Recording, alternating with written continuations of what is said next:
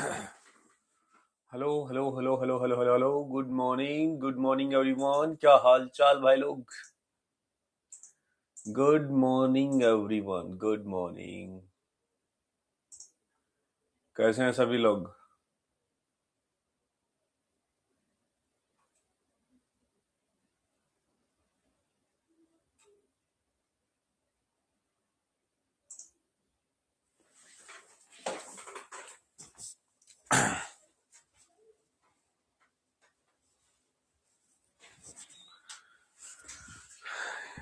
Good morning, good morning. क्या हाल चाल?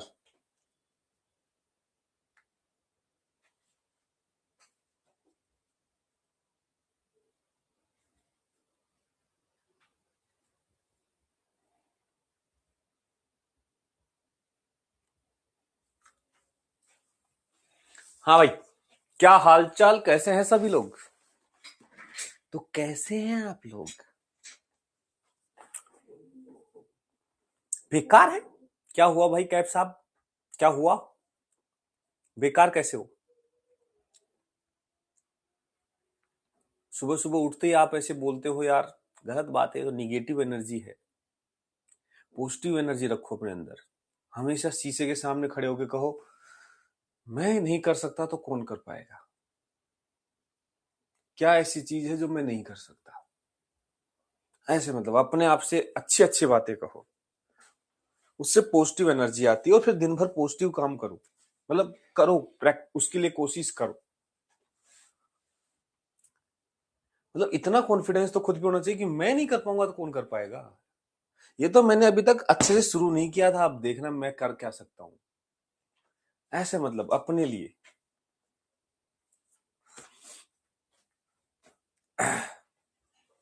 Sir आपका शॉर्ट देखिए, सुबह सुबह मोटिवेशन वाला देखो।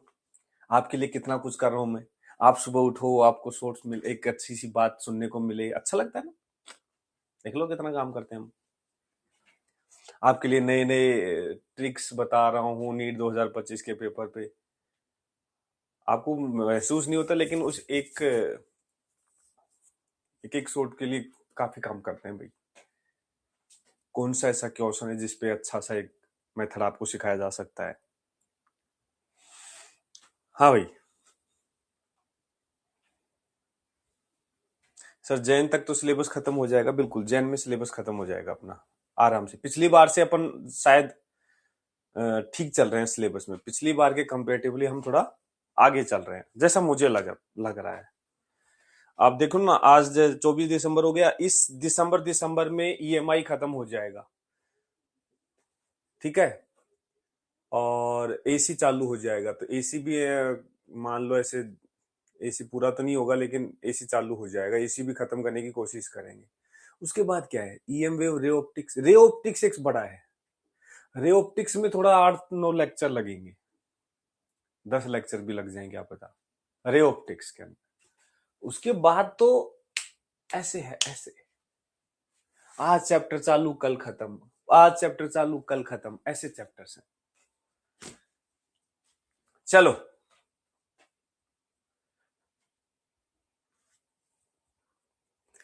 सर कई दिन हो गए एक्स्ट्रा नहीं लिए। याद आई ना एक्स्ट्रा की, ले ले। क्या बोलते हो? एक्स्ट्रा ले ले। लेंगे, एक्स्ट्रा भी लेंगे। 15 जनवरी तक करा दे। 15 जनवरी तो यार देखो थोड़ा पॉसिबल नहीं लग रहा है। बायो का कब खत्म हो रहा है? केमिस्ट्री से पहले करा दूंगा, ये गारंटी है मेरी। ये तो मैं बिना पूछे बोल रहा हूं तुम्हें। तुमसे बिना सिलेबस पूछे मैं बोल रहा हूँ, केमिस्ट्री से पहले सिलेबस होगा। केमिस्ट्री से पहले।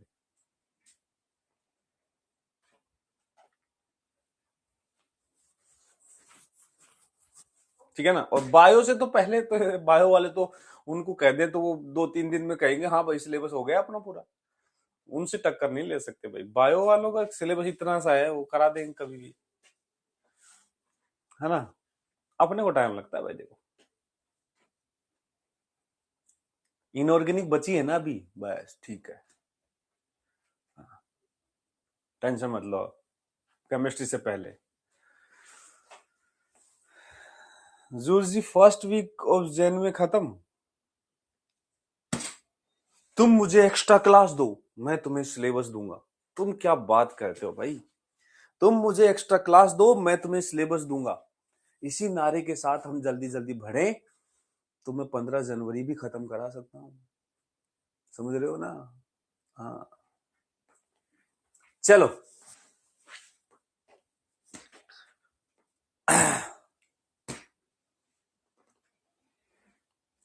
करें स्टार्ट? करें स्टार्ट भाई, आ जाओ, कम ऑन, लेट्स स्टार्ट। आज हम पढ़ने वाले हैं induce EMF in a rotating कोयल।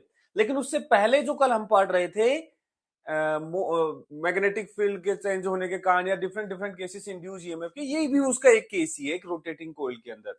मैंने कहा था ना एक केस बताऊंगा जब एक कोयल को रोटेट करवा के भी इंड्यूस ईएमएफ बना सकते हैं। फिर हम पढ़ेंगे मोशनल ईएमएफ।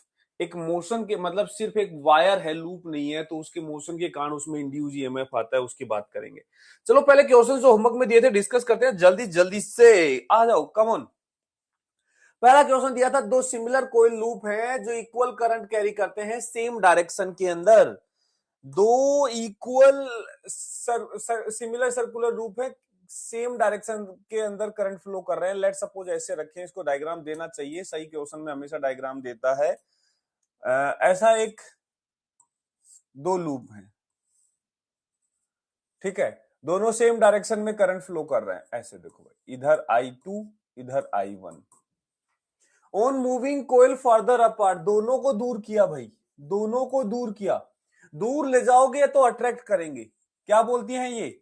दूर ले जाओगे, दूर ले जाओगे तो अट्रैक्ट करेंगे, अट्रैक्ट करेंगे। अब तुम ही बताओ, जब दोनों में सेम डायरेक्शन में करंट फ्लो कर रहा है तो अट्रैक्शन के लिए क्या जरूरी है? अट्रैक्शन के लिए क्या जरूरी है? सेम डायरेक्शन में तो वैसे अट्रैक्शन होता है, तो ज्यादा जोर से अट्रैक्ट करने के लिए करंट इंक्रीज करेंगे। दोनों सेम डायरेक्शन में करंट है, दोनों इंक्रीज होंगे।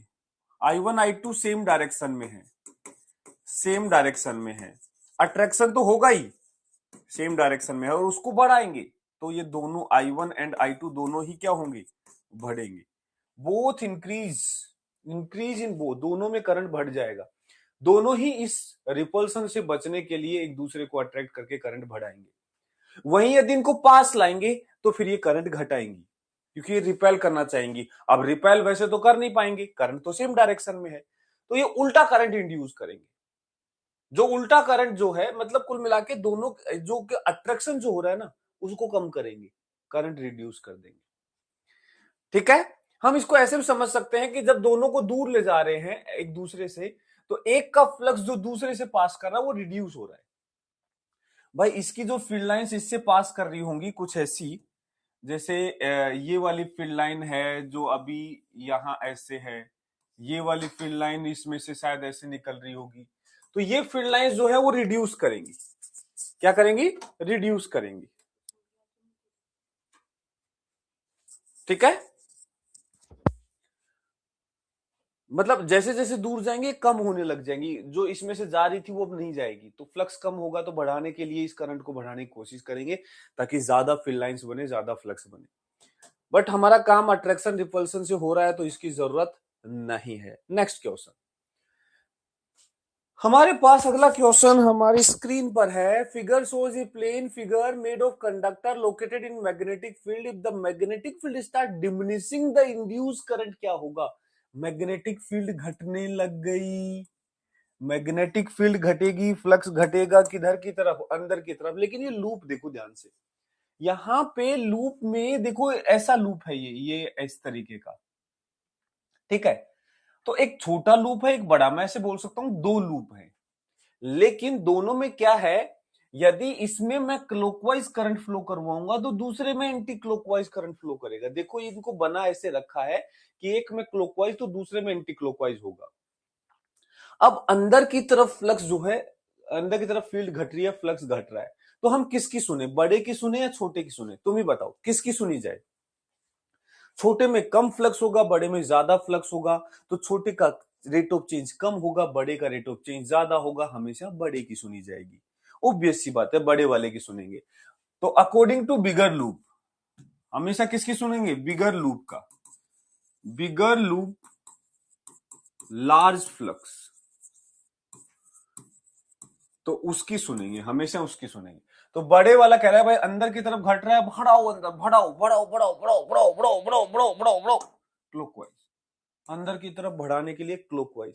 इसमें क्लॉकवाइज तो इसमें एंटी क्लॉकवाइज। तो पूछा क्या है, at point P, P point पर क्लॉकवाइज होगी भाई। वो क्या बोला यार, at point Q anticlockwise, at point Q बिल्कुल एंटी क्लॉकवाइज, बिल्कुल सही, ये भी सही बोला यार, क्या बोल रहे हैं, दोनों सही बोल रहे हैं। Answer is D, answer is D. Simple है, ऐसा क्वेश्चन मैं पहले भी करवा चुका हूं, ऐसे पलटने वाला लूप वाला। तो हमेशा बड़े की सुनते हैं। चलो नेक्स्ट आ गया, ये जबरदस्त क्वेश्चन था। क्या क्वेश्चन था भाई, देखो क्या बोल रहा है, a small magnet M is allowed to fall through a fixed horizontal conducting ring. एक कंडक्टिंग रिंग है, फिक्स है, एक स्मॉल मैग्नेट इधर से गिरती है, ठीक है। Let G be the acceleration due to gravity, acceleration due to gravity G है, द एक्सेलरेशन ऑफ मैग्नेट बताना है। हाँ, लेकिन इसने ये नहीं बताया कि मैग्नेट का कौन सा पोल पास में है, कौन सा दूर है, बताया नहीं। एक रिंग दिया है और एक मैग्नेट दिया है। अब ये गिर रही है इसमें, भाई देखो कोई सा भी पोल पास हो, जैसे ही मैग्नेट पास आएगी, मैग्नेट को रिपेल किया जाएगा, उसको कहा जाएगा नहीं मत आओ हमारे पास। बोलो हाँ, क्या बोलते हो, ठीक है।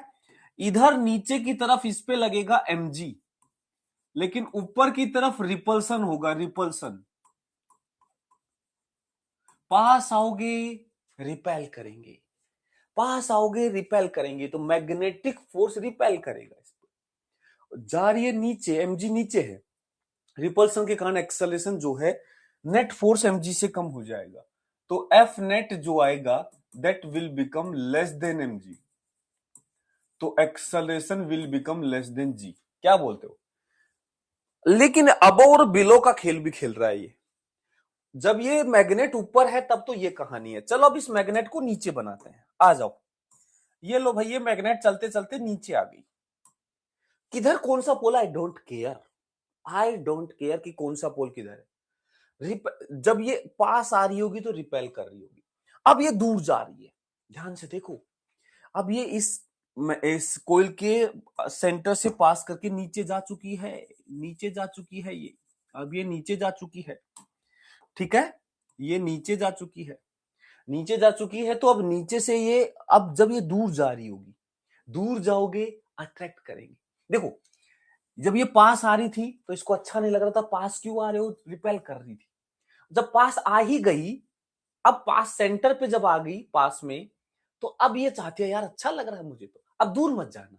लेकिन ये दूर जा रही है, ये दूर जा रही है, तो उसको अट्रैक्ट करेगी, रुक जाओ रुक जाओ रुक जाओ। तो तुम ही बताओ, इस बार जो फोर्स लगेगा mg तो नीचे की तरफ लगेगा, mg तो नीचे की तरफ लगेगा, उसको तो कोई मतलब नहीं है इन सब चीजों से। लेकिन ऊपर की तरफ एक अट्रैक्शन लगेगा, और अच्छी बात यह है, ये चाहे रिपल्सन देखो तो भी ऊपर था, अट्रैक्शन भी ऊपर था। तो यहां भी जब देखोगे तो नेट फोर्स mg से कम ही होगा, तो यहां भी एक्सेलरेशन g से कम ही होगा। एक्चुअल में दोनों केस में अपोज हो रहा है, दोनों ही केस में एक्सेलरेशन जी से कम होगा। Less than g when above R, moving towards R, बिल्कुल सही बात है। Greater than g below no, equal to g below no, A is the correct answer. दोनों में ही जी से कम एक्सेलरेशन होगा, ठीक है। मतलब नेट एक्सेलरेशन जो है दोनों ही केस में जी से कम होगा। बहुत अच्छा क्वेश्चन है, बहुत प्यारा क्वेश्चन है। ऊपर से जब पास आ रही थी तो धक्का दे रही थी मत पास आओ, तो mg नीचे फोर्स ऊपर। जब ये सेंटर से नीचे जाने लगी, दूर जाने लगी, तो इसको कहा भाई दूर मत जाओ मत जाओ, रोक रही है। mg नीचे, अट्रैक्शन ऊपर, तो दोनों ही केस में नेट एक्सेलरेशन रिड्यूस हो जाएगा। चलो बहुत बढ़िया बात, नेक्स्ट आ जाओ। ये क्वेश्चन तो सिंपल था। दो मैग्नेटिक फ्लक्स दे रखे थे, मतलब दो मैग्नेटिक फील्ड दे रखी थी, चेंजेस करके फ्लक्स और इंड्यूस ईएमएफ निकालना था। ये भी इजी था, इसको दोनों पे फ्लक्स की वैल्यू निकालनी थी, डेल्टा फाइव बाई आर करके चार्ज निकालना था। ये दोनों तो कर लिए होंगे आपने, उम्मीद है मेरे को इतनी तो, कि आप फॉर्मूला वाले क्वेश्चन तो आप निपटाई देते हो। चलो अब कुछ क्वेश्चंस करते हैं पीवाईक्यू, आ जाओ। कुछ पीवाईक्यू करते हैं, बहुत अच्छे अच्छे पीवाईक्यू लेके आया हूं आपके लिए, ताजा ताजा अभी निकाल के लाया हूं जस्ट फ्री से, बहुत ही जबरदस्त, एकदम फ्रेश है। आपका अच्छा दिमाग फ्रेश हो जाएगा इनको करके, जल्दी से जल्दी से। 2019 का इस पीवाईक्यू को कर दो भाई, क्या आएगा, शाबाश। बोल रहा है कि कोयल है जिसमें 800 टन है, जिसका इफेक्टिव एरिया दे रखा है हमें, परपेंडिकुलर है मैग्नेटिक फील्ड के। बहुत बढ़िया बात है। एरिया मैग्नेटिक फील्ड के परपेंडिकुलर होने का मतलब है मैग्नेटिक फील्ड और एरिया वेक्टर में एंगल 0। ये बात तो कई बार आ चुकी है, बार बार कितनी बार बताऊंगा ये बात, तो ठीक है ना। when the plane is of the coil is rotated by angle 90 degree around any of the coplanar axis, उस प्लेन में किसी भी एक्सिस के अबाउट कोयल को 90 से घुमा दो 0.1 सेकेंड में, तो इंड्यूस ईएमएफ क्या होगा। क्या गजब क्वेश्चन है। देखो कैसा क्वेश्चन है। ये है हमारी मैग्नेटिक फील्ड भाई, ठीक है ना। ये है हमारी magnetic field, uniform magnetic field अंदर की तरफ है।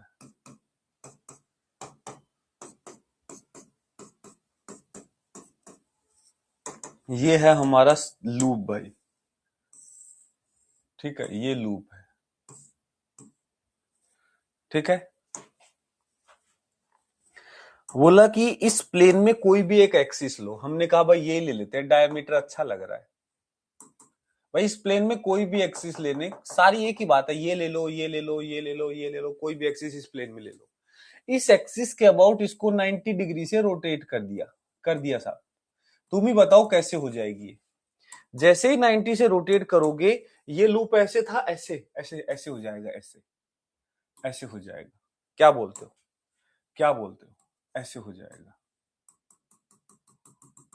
90 से रोटेट कर दिया, मतलब एक्चुअल में यहां जो एरिया वेक्टर था अंदर की तरफ था, अब एरिया वेक्टर 90 से घूम करके इधर या इधर, मतलब 90 डिग्री के एंगल पे आ जाएगा।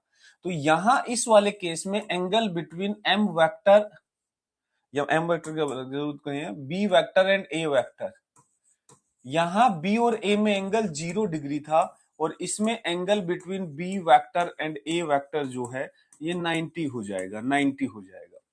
तो इसका तो फ्लक्स आ जाएगा phi is equal to B magnetic field number of turns into area, और इसका फ्लक्स आ जाएगा 0।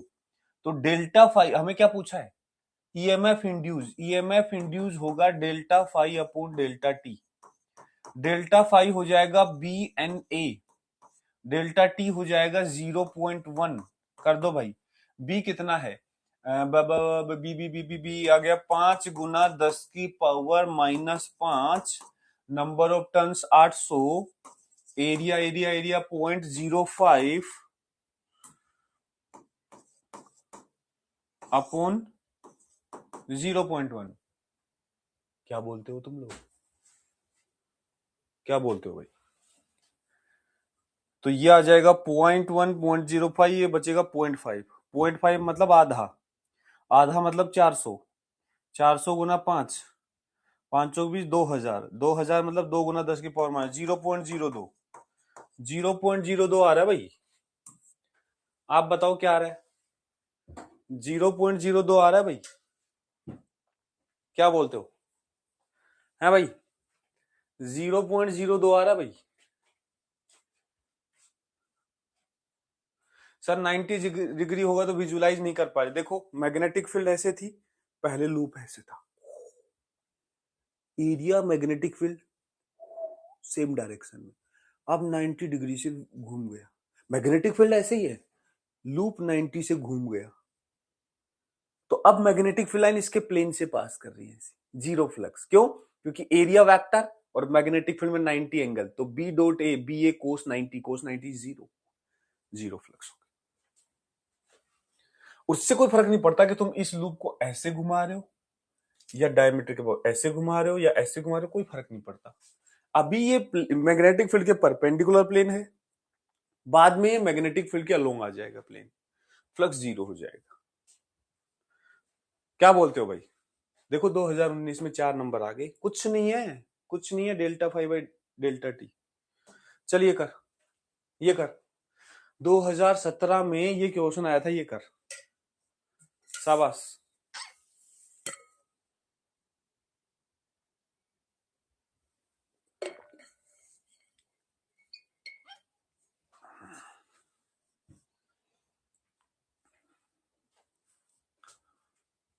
Do it fast. बहुत बढ़िया क्वेश्चन, बहुत बढ़िया, क्या बात। दिल जीत लिया बे, दिल जीत लिया।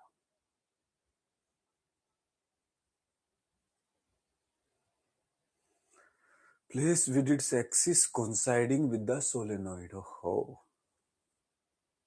oh, देखो भाई, सोलेनोइड को मैं ऐसे दिखाता हूं, ये हमारा सोलेनोइड है, ऐसे ऐसे सोलेनोइड, ठीक है, जिसमें लेट सपोज ऐसे करंट फ्लो कर रहा है। मान लेते हैं कि सोलेनोइड में जो करंट है ऐसे फ्लो कर रहा है, ऐसे एक पूरा सोलेनोइड लंबा से ऐसे, जिसकी रेडियस है 0.1, इसको हम कैपिटल आर बोल देते हैं, ये सोलेनोइड है, ठीक है, जिसके पर मीटर टर्न भी दे रखे हैं, एन की वैल्यू दे रखी है। At the centre of solenoid एक कोयल लग दिया, सेंटर ऑफ द सोलेनोइड पे कोयल लग दिया, जिसकी रेडियस देखो 0.01, बहुत छोटी है। ये छोटी सी कोयल रख दी, ये कोयल रख दी, दिस इज कोयल, जिसकी रेडियस मैं बोल देता हूं स्मॉल आर, और बोल भी रहा है देखो, place with its axis coinciding, coil की एक्सिस भी और सोलेनोइड की एक्सिस भी कोइंसाइड कर रही है, मतलब ऐसे रखा है। The current in the solenoid reduce कर रहा है, जीरो से जीरो हो गया, reduce to zero from 4 ampere, 4 ampere से जीरो हो गया 0.05 सेकेंड में। रेजिस्टेंस ऑफ द कोयल दे रखा है, टोटल चार्ज होता है डेल्टा फाइव बाई आर, हमें टाइम से मतलब नहीं है, डेल्टा फाइव बाई आर निकालना है, तो हमें फ्लक्स निकालना है, किसके, कोयल से, total charge flown through the coil, इस कोयल से फ्लक्स निकालना है, तो flux through coil, flux through coil. तो एक बात बताओगे, जब कोयल से फ्लक्स निकाल रहे हो, फील्ड किसकी लेनी है, सोलेनोइड की। सोलेनोइड की जो फील्ड है, इस सोलेनोइड के पूरे सोलेनोइड के अंदर यूनिफॉर्म मान सकते हैं, या फिर नॉन यूनिफॉर्म में तो हमें कोई मतलब नहीं है, क्योंकि सोलेनोइड के सेंटर पे रखा है छोटी कोयल, देखो ना 10वां हिस्सा है, इसकी रेडियस 0.1 मीटर है, तो इसकी 0.01 मीटर है, 10वां हिस्सा रेडियस है, बहुत छोटी है। वैसे इस पूरे रीजन में हम कहेंगे कि अंदर की तरफ मैग्नेटिक फील्ड है, ठीक है, अंदर की तरफ मैग्नेटिक फील्ड है, लेकिन हमारा लूप सिर्फ स्मॉल आर रेडियस का है। तो तुम ही बताओ फ्लक्स कितना होगा, फ्लक्स होगा magnetic field B into, magnetic field जो बी हो गया, इसमें इसके टर्न्स भी दे रखे हैं 100 turns, B N into area, area लेंगे पाई स्मॉल आर स्क्वायर। बेटा देखो मैंने क्या बोला था, एरिया हमेशा लूप का लेते हैं, और लूप का भी वो वाला एरिया जिसके अंदर फ्लक्स है। अब इस पूरी जो कोयल है उसके पूरे के अंदर फ्लक्स है, पूरे के अंदर फील्ड है, तो पूरा इस कोयल का एरिया ले लिया, इस बड़े वाले के एरिया से हमें कोई लेना देना नहीं है, तो फ्लक्स हो जाएगा phi is equal to, magnetic field क्या आएगा, मैग्नेटिक फील्ड का फॉर्मूला होता है mu naught N I into total number of turns loop, इसके बड़े छोटे वाली कोयल के, और into area pi R square, ये हमारा फ्लक्स होगा। तो इनिशियली क्या होगा, करंट जो था वो 4 एम्पियर था, इनिशियली करंट 4 एम्पियर था, तो फ्लक्स की जो वैल्यू आएगी इनिशियली वो आएगा म्यू नॉट हो गया 4 पाई इंटू 10 की power -7, number of turns per unit length दे रखे हैं 2 गुना 10 की पावर 4, और करंट आ गया 4 एम्पियर, ये तो आ गया B, into number of turns हो गए 100, into pi into R square, R हो गया 0.01 का स्क्वायर, तो ये होगा 10 की पावर -4, ये है 10 की पावर +4, कट गया। अब देखो 4 दूनी 8, 8 चौक 32, तो इनिशियल फ्लक्स हो गया 32, तो ये हो गया पाई पाई पाई स्क्वायर हो गया, ठीक है, और 100 ये बच गया, और 10 की पावर -7 ये बच गया, तो 10 की पावर -5 बच गया। अब यदि पाई ऑप्शन में नहीं है पाई स्क्वायर नहीं है, लेकिन चलो पढ़े रहने दो अभी इसको, फ्लक्स को ऐसे ही रहने दो। जब करंट 0 होगा तो फ्लक्स जो है फाइनली 0 ही हो जाएगा, करंट 0 तो सब 0 हो जाएगा। हमें निकालना है कितना चार्ज फ्लो करेगा, क्यों होता है डेल्टा फाई बाई आर, तो देखो हमें मैग्नीट्यूड लेना है फ्लक्स में चेंज का। फ्लक्स में चेंज तो यही आ जाएगा, डेल्टा फाई हो जाएगा 32 पाई स्क्वायर इंटू 10 की power -5 divide by R. R है 10 पाई स्क्वायर, देखो इसमें भी पाई स्क्वायर है, पाई स्क्वायर से पाई स्क्वायर कट गया, ये आ गया 3.2, लेकिन 10 की पावर -5 है, 3 पॉइंट, एक काम कर सकते हैं, इसको लिख सकते हैं 32 गुना 10 की पावर -6 कूलम, मतलब 32 micro coulomb. 32 micro coulomb is the answer. क्या बोलते पब्लिक भाई, क्या बोलती पब्लिक? बोलो बोलो बोलो बोलो, क्या ये बात क्लियर है? हाँ भाई, थोड़ा सा लेंथी क्वेश्चन देखने में लग रहा है, और देखो एक्चुअल में देखो थोड़ा सा अच्छा है क्वेश्चन, मतलब हलवा नहीं है यार, हलवा नहीं है, हलवा नहीं है भाई, देखो, है ना? क्या बोलते हो? अच्छा है ना? मजा है ना? कम से कम 2 बार करना इस क्वेश्चन को, दो, ये सारे पीवाई क्यू अच्छे हैं। चलो ये कर डालो, ये कर डालो 2016, जैसे जैसे पीछे जा रहे हैं क्वेश्चन का लेवल बढ़ता जा रहा है।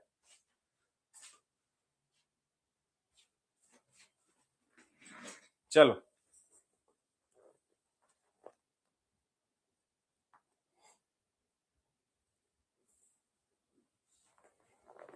ये बताओ भाई, एक यूनिफॉर्म मैग्नेटिक फील्ड है restricted within a region of radius small आर, ठीक है। The magnetic field changes with time at the rate dB by dt, बहुत बढ़िया बात।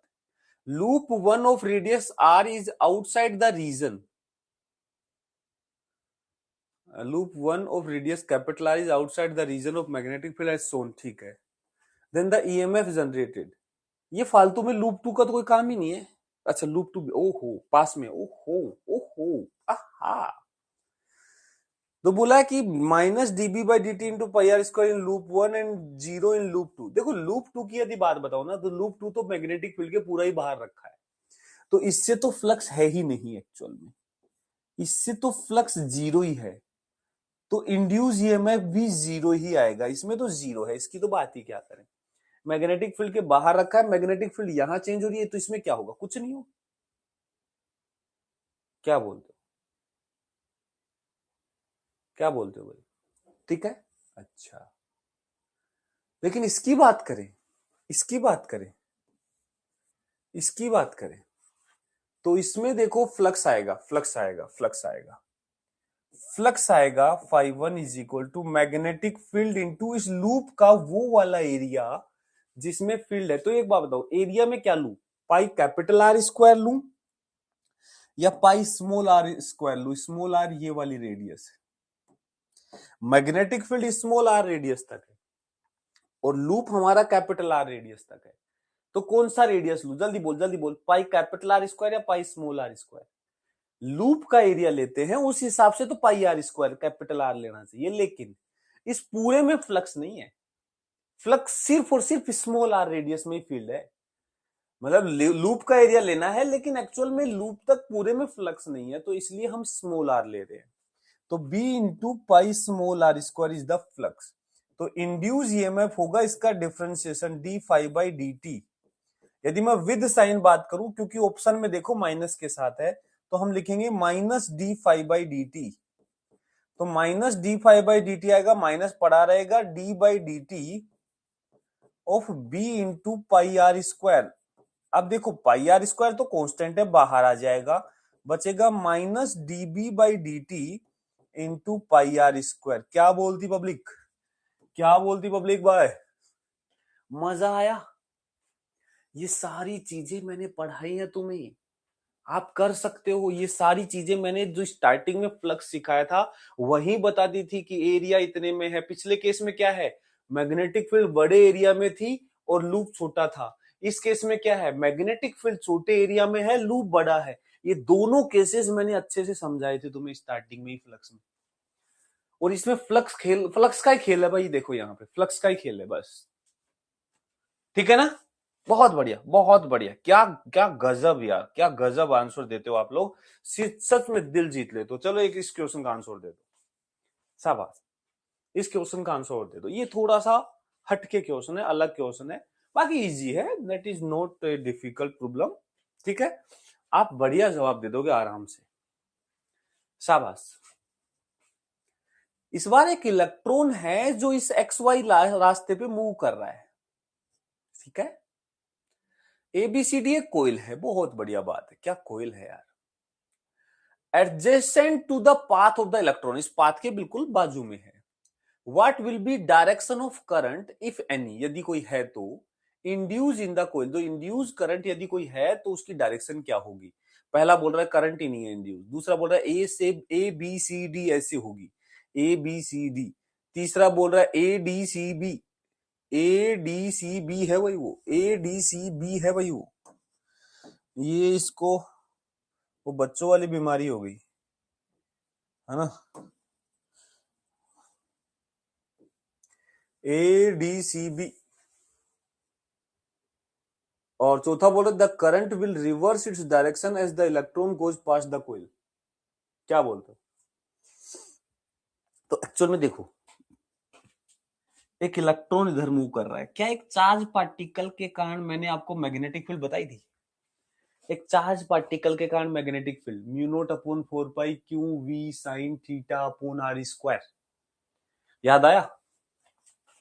Magnetic field due to charge particle, due to charge particle, याद आया। एक चार्ज पार्टिकल के कारण मैग्नेटिक फील्ड होगा mu naught upon 4 pi q v sine theta upon R square. कुल मिला के एक बात है कि जैसे जैसे ये इलेक्ट्रॉन इधर आएगा वैसे वैसे इसमें मैग्नेटिक फील्ड बढ़ेगी, किधर, अब देखना पड़ेगा इलेक्ट्रॉन के कारण। इलेक्ट्रॉन इधर आ रहा है, निगेटिवली चार्ज है, तो v cross dl cross R, sorry dl cross R ना, अब करंट तो यहां है नहीं, तो यहां वी क्रॉस आर करते हैं, वी क्रॉस आर, क्यों v cross R by R cube, तो वी क्रॉस आर बाहर, तो वी क्रॉस आर तो बाहर आ रहा है लेकिन चार्ज निगेटिव है, तो फील्ड अंदर की तरफ होगी। जब ये इधर की तरफ आ रहा होगा तो अंदर की तरफ फील्ड होगी और वो बढ़ रही होगी। जैसे जैसे ये फिर यहां पे आएगा मैक्सिमम फील्ड होगी, और इसके बाद आगे जाएगा तो फील्ड घटेगी। देखो किधर फील्ड है ये मैटर ही नहीं कर रहा, ऑप्शन के हिसाब से देखो तो किस डायरेक्शन में फील्ड है, इट डजेंट मैटर। हमें एक चीज देखनी चाहिए कि यहां मैग्नेटिक फील्ड अंदर हो या बाहर हो, जब ये चार्ज पास आएगा तो पहले फील्ड बढ़ेगी, चार्ज नजदीक आएगा फील्ड बढ़ेगी, और जैसे ही चार्ज दूर जाएगा फील्ड घटेगी। बढ़ेगी तो बढ़ने का अपोज होगा और घटेगी तो घटने का अपोज होगा, तो करंट की डायरेक्शन तो बदलेगी भाई। मान लो अंदर की तरफ फील्ड है, देखो इस चार्ज के कारण यहां पे हमने भी निकाला वी क्रॉस आर, ऊपर बाहर आ रहा था लेकिन निगेटिव है तो अंदर जाएगा, तो फील्ड अंदर है तो पहले अंदर की तरफ बढ़ेगी तो ये उल्टा एंटी क्लॉकवाइज जाएगा, फिर जब ये इससे दूर जाएगा तो फिर क्लॉकवाइज जाएगा, पहले एंटी क्लॉकवाइज जाएगा फिर क्लॉकवाइज। तो यहां पे जो बेस्ट आंसर है that is D, that is D, the current will reverse the direction electron goes pass through it. इसको हम एक अलग तरीके से भी समझ सकते हैं, इसको हम एक अलग तरीके से भी समझ सकते हैं। अलग तरीके से कैसे, अलग तरीका मतलब यहां पे हम इसको, इस इलेक्ट्रॉन को एज ए करंट भी देख सकते हैं कि सोच के देखो ऐसे इलेक्ट्रॉन जा रहा है, तो ऐसे समझो कि वायर में इलेक्ट्रॉन इधर जा रहा है मतलब करंट इधर है, तो करंट देख सकते हैं। लेकिन उसमें दिक्कत क्या है, वो करंट कांस्टेंट नहीं लेंगे, क्योंकि हम जैसे जैसे इलेक्ट्रॉन पास से जाएगा वैसे वैसे फील्ड बढ़ेगा, जैसे जैसे आर घटेगा वैसे वैसे मैग्नेटिक फील्ड बढ़ेगी, फिर आर बढ़ेगा मैग्नेटिक फील्ड घटेगी, तो पहले बी बढ़ेगा फिर बी घटेगा, तो डायरेक्शन तो चेंज होगी ही होगी। आइक्रा क्या नाम है, ये बोल रही है 2025 का क्वेश्चन करवा दो। बेटा 2025 में जो क्वेश्चन आया था वो मैंने अभी यूट्यूब पे डाला था ना, एक शॉर्ट बना के वो अलग से, वो इसी का ही था, कर लेना एक बार उसको, मैंने वहां समझा है आपको, मैं क्वेश्चन लाना भूल गया, यहाँ पे भी करवा देता, कोई बड़ी बात नहीं है। मैंने एक शॉर्ट डाला था वो देख लेना आप, ठीक है ना। ये वाला, ये वाला,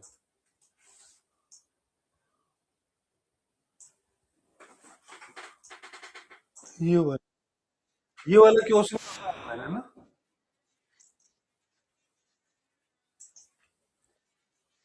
ठीक है ना, ये देख लेना आप, इसमें मैंने समझाया ये पूरा क्वेश्चन। ओके,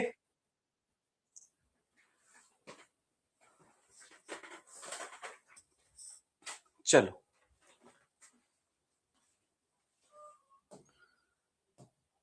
तो ये क्लियर हुआ।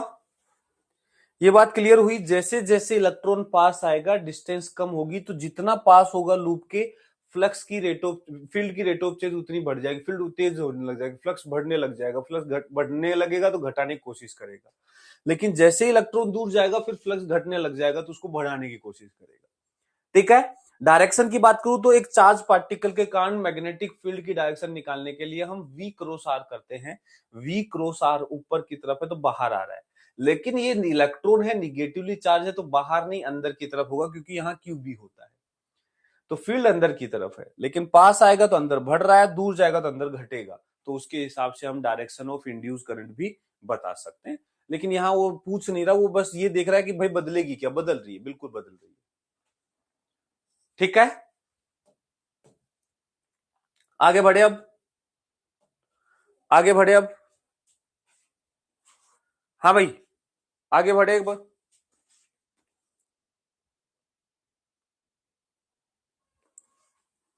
एक बार और करा दू, एक सेकंड, एक सेकंड, तुम भी क्या याद रखोगे यार, तुम भी क्या याद रखोगे, कोई मिला था यार हमें, हम बोलते थे और वो करवा देता था, इतना अच्छा आदमी मिला था एक, हम बोलते थे वो करवा देता था, कितना खतरनाक आदमी था, है ना भाई,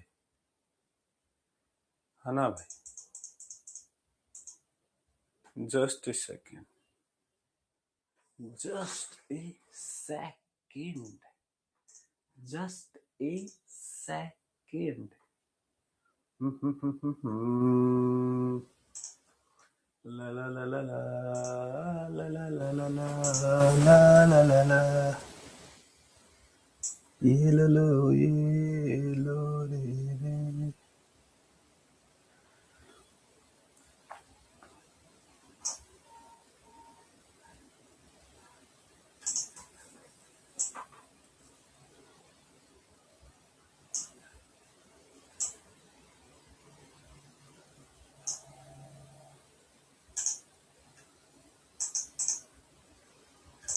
Do it, do it guys, do it now।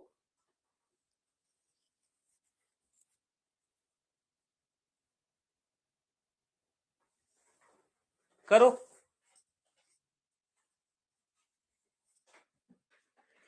शाबाश। ये बहुत अच्छा क्वेश्चन आ गया था, मतलब थोड़ा अजीब टाइप का लगता है सुनने में, समझा देता हूं चलो मैं आपको। क्वेश्चन बोल रहा है a model for quantized motion of an electron, a model for quantized motion of electron in uniform magnetic field B state that the flux passing through the orbit of electron is n times of h by e, where n is an integer, h is Planck's constant and e is the magnitude of electron's charge। देखो ध्यान से सुनना मेरी बात, ये जो बात बोल रहा है quantized motion of electron in magnetic field, actual में ऐसा कुछ हम पढ़ते हैं कहां, बोर मॉडल में। बोर मॉडल में हम पढ़ते हैं कि एक इलेक्ट्रॉन न्यूक्लियस के अराउंड चक्कर लगाता है, तो उसका जो एंगुलर मोमेंटम है वो क्वांटाइज्ड होता है। वो कहता है कि रैंडमली किसी भी ऑर्बिट, ऐसे किसी भी रेडियस में चक्कर नहीं लगाता, कुछ सर्टेन रेडियस में चक्कर लगाता है, और उन रेडियस में उसका एंगुलर मोमेंटम क्वांटाइज्ड होता है, जिसकी वैल्यू होती है NH by 2 pi, NH upon 2 पाई, वहां एंगुलर मोमेंटम क्वांटाइज है। इसने नई कहानी बनाई कि हम क्या कर, हम जानते हैं मैग्नेटिक फील्ड के परपेंडिकुलर एक चार्ज पार्टिकल को फेंक दे तो वो सर्कुलर मोशन करता है, तो ये उसके लिए कहानी बना रहा है कि एक मैग्नेटिक फील्ड में जब एक charge particle circular motion perform करता है, तो उस सर्कुलर मोशन से पास करने वाला मैग्नेटिक फ्लक्स क्वांटाइज्ड, जिसकी वैल्यू NH बाई ई है। तो एक केस बनाओ जहां ये अंदर की तरफ मैग्नेटिक फील्ड है, ध्यान से सुनना, अंदर की तरफ मैग्नेटिक फील्ड है, लेट सपोज बी हमारी मैग्नेटिक फील्ड है इनटू द प्लेन, ऐसे, ठीक है। और एक लूप क्या, एक इलेक्ट्रॉन चक्कर लगा रहा है सर्कुलर पाथ पे, एक इलेक्ट्रॉन सर्कुलर मोशन कर रहा है, ऐसे ऐसे सर्कुलर मोशन कर रहा है,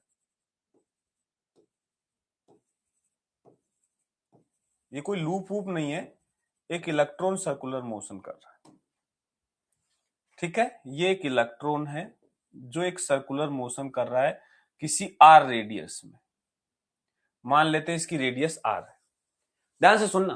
तो ये बोल रहा है कि इस सर्कुलर मोशन वाले इस सर्कल से जो फ्लक्स पास कर रहा है उसकी वैल्यू NH/E है। देखो बोल रहा है the flux passing through the orbit, orbit मतलब ये सर्कुलर मोशन जो हो रहा है इससे जो फ्लक्स पास कर रहा है, फ्लक्स क्या होता है तुम ही बताओ।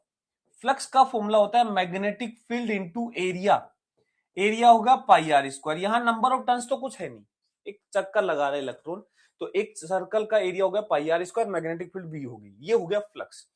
बोल रहा है कि ये जो मैग्नेटिक फ्लक्स है, इस पाई आर स्क्वायर को एक काम करो ए ही रहने दो, एरिया ही रहने दो, एरिया, ठीक है ना। ये दे रखा है NH/E, ये गिवन है, ये गिवन है, इसने दिया है, ठीक है। आगे क्या बोल रहा है, आगे बोल रहा है अकॉर्डिंग टू द मॉडल, इस मॉडल के अकॉर्डिंग बताओ the magnetic movement of an electron in its lowest energy state, इस इलेक्ट्रॉन का मैग्नेटिक मूवमेंट बताओ। अब एक इलेक्ट्रॉन का मैग्नेटिक मूवमेंट निकालना है, यदि हम इलेक्ट्रॉन को थोड़ी देर के लिए छोड़ दें, मैग्नेटिक मूवमेंट हम हमेशा कैसे निकालते हैं, मैग्नेटिक मूवमेंट, इसको एक करंट कैरिंग वायर की तरह देखो, इसको मैंने बताया था, याद करो वहां पे कि हम एक इलेक्ट्रॉन जब सर्कुलर मोशन कर रहा है तो वहां हम बोल सकते हैं कि इसका एक इफेक्टिव करंट है आई। तो मैग्नेटिक मूवमेंट जो हमें निकालना है वो होता है current into area, current into area, area तो मैं यहां से निकाल सकता हूं, देखो बी इंटू ए इसके बराबर है, तो एरिया आ जाएगा एन एच, एरिया आ जाएगा NH अपॉन ई बी, ये एरिया तो रख दूंगा, बट मुझे करंट और चाहिए, करंट भी क्या जाना पहचाना नहीं लग रहा, करंट क्या होता है, करंट की जो वैल्यू होती है, करंट की वैल्यू वो होता है Q इंटू एफ, याद है सर्कुलर मतलब करंट इलेक्ट्रिसिटी में बताया था, तो करंट इलेक्ट्रिसिटी में फॉर्मूला बताया था कि करंट होता है Q इंटू एफ, एफ क्या होता है फ्रीक्वेंसी, इसको लिख सकते हैं 1 अपॉन टाइम पीरियड। अब देखो एक फॉर्मूला हम मैग्नेटिक इफेक्ट ऑफ करंट में पढ़ा था कि एक जब सर्कुलर मोशन करता है पार्टिकल तो उसकी रेडियस तो होती है mv/qb और उसका टाइम पीरियड होता है 2πm/qb, तो इस सर्कुलर मोशन का जो टाइम पीरियड होगा ये 2πm/qb होगा, हाँ या ना। एक सर्कुलर मोशन जो कर रहा है उसका टाइम पीरियड स्पीड पे डिपेंड नहीं करता, मतलब 2πm/qb यहां रख दो, तो Q तो हो गया E अपॉन टाइम पीरियड हो गया 2πm/qb, QB हो जाएगा EB, ये करंट है, रख दो इसमें, रख दो इसमें, तो मैग्नेटिक मूवमेंट आएगा, करंट ये आ जाएगा E into EB upon 2πm,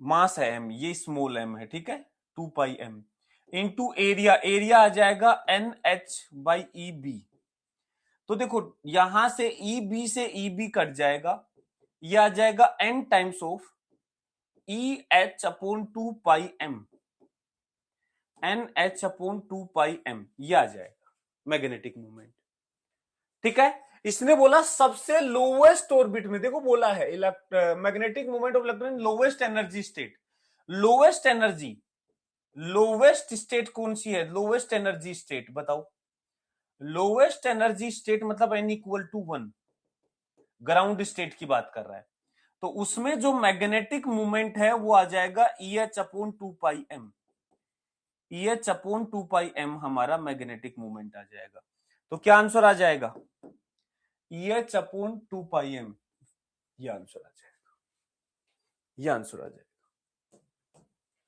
तो एक्चुअल में ये क्वेश्चन जो है चार छोटे छोटे कॉन्सेप्ट से मिलकर बनाया, मैंने उसमें यही बताया, चार छोटे छोटे कॉन्सेप्ट, जैसे हम बचपन में पढ़ते थे ना कि एक पतली सी स्टिक आपको दें, आप बड़े आराम से उसको तोड़ देंगे, दूसरी दें दूसरी को तोड़ दोगे, चार दे मतलब तीसरी दे चौथी दे, इंडिविजुअल उनको देंगे तो आप आराम से कर दोगे, लेकिन यदि उन चारों का एक बंडल बना दे और फिर दें तो उनको तोड़ना मुश्किल हो जाएगा। ये क्वेश्चन भी वही बता रहा है। एक्चुअल में यहाँ चार कॉन्सेप्ट है। क्या क्या? पहला कॉन्सेप्ट की मैग्नेटिक फ्लक्स होता है मैग्नेटिक फील्ड इनटू एरिया। दूसरा कॉन्सेप्ट की जो मैग्नेटिक मूवमेंट होता है करंट इनटू एरिया। तीसरा कॉन्सेप्ट जो टाइम पीरियड होता है यूनिफॉर्म सर्कुलर मोशन में मैग्नेटिक फील्ड के अंदर 2πm/qb। चौथा कॉन्सेप्ट है कि जो करंट होता है वो Q इंटू एफ। इन चार कॉन्सेप्ट से मिला करके, इन चार फॉर्मूले से मिला करके ये क्वेश्चन पूछा हुआ है, और कुछ भी नहीं है इस क्वेश्चन के अंदर, और कुछ भी नहीं है। क्या बोलते हो? क्या बोलते हो भाई? क्या ये बात क्लियर हुई? क्या ये बात क्लियर हुई? बोलो मुन्ना भाई, अरे बोलो बोलो बोलो। तो अब इस क्वेश्चन को किस चैप्टर का बोलोगे? करंट इलेक्ट्रिसिटी का बोलोगे, मैग्नेटिक इफेक्ट ऑफ करंट का बोलोगे, या इलेक्ट्रोमैग्नेटिक इंडक्शन का बोलोगे?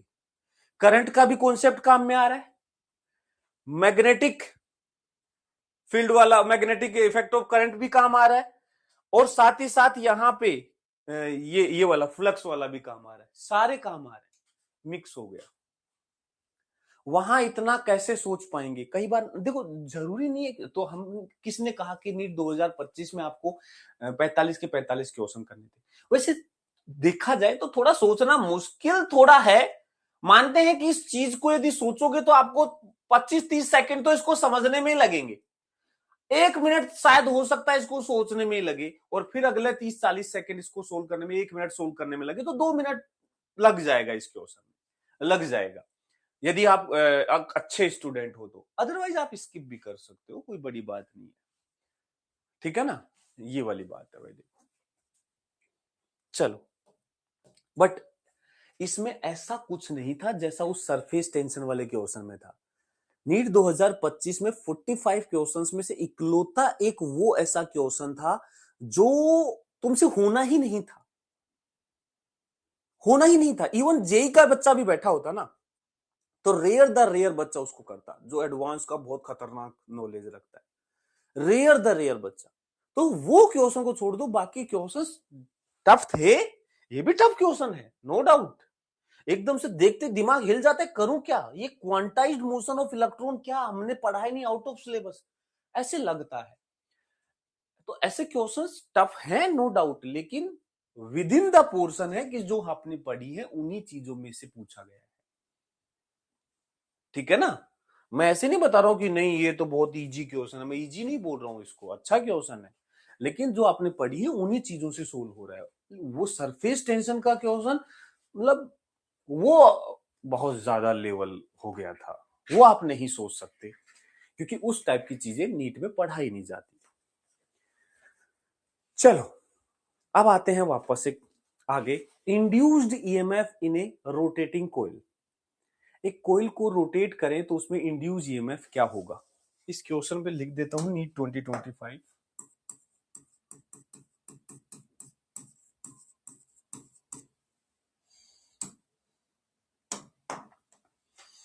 आ जाओ, induce EMF in a rotating coil. देखो बेटा, ये हमारी एक मैग्नेटिक फील्ड है, ऐसे।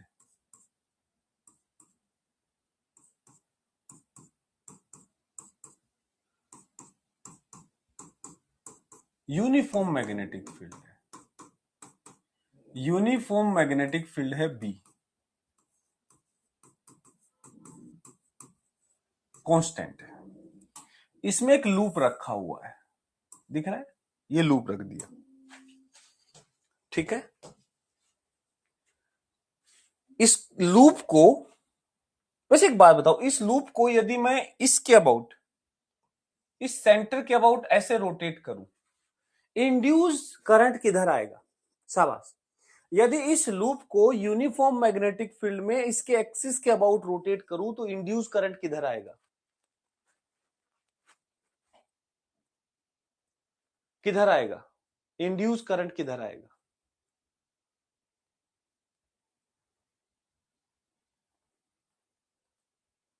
नहीं आएगा, एंटी क्लॉकवाइज आएगा। भाई नहीं आएगा इसमें करंट। यदि इस लूप को इस एक्सिस के अबाउट घुमाओगे तो क्या ही करंट आएगा, फ्लक्स में चेंज होगा क्या? नहीं ना।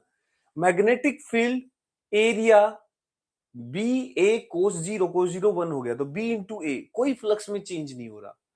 एक्चुअल में जो इस लूप का फ्लक्स है वो कांस्टेंट ही है, कोई चेंज ही नहीं हो रहा, तो कोई इंड्यूस ईएमएफ नहीं आएगा इस केस में।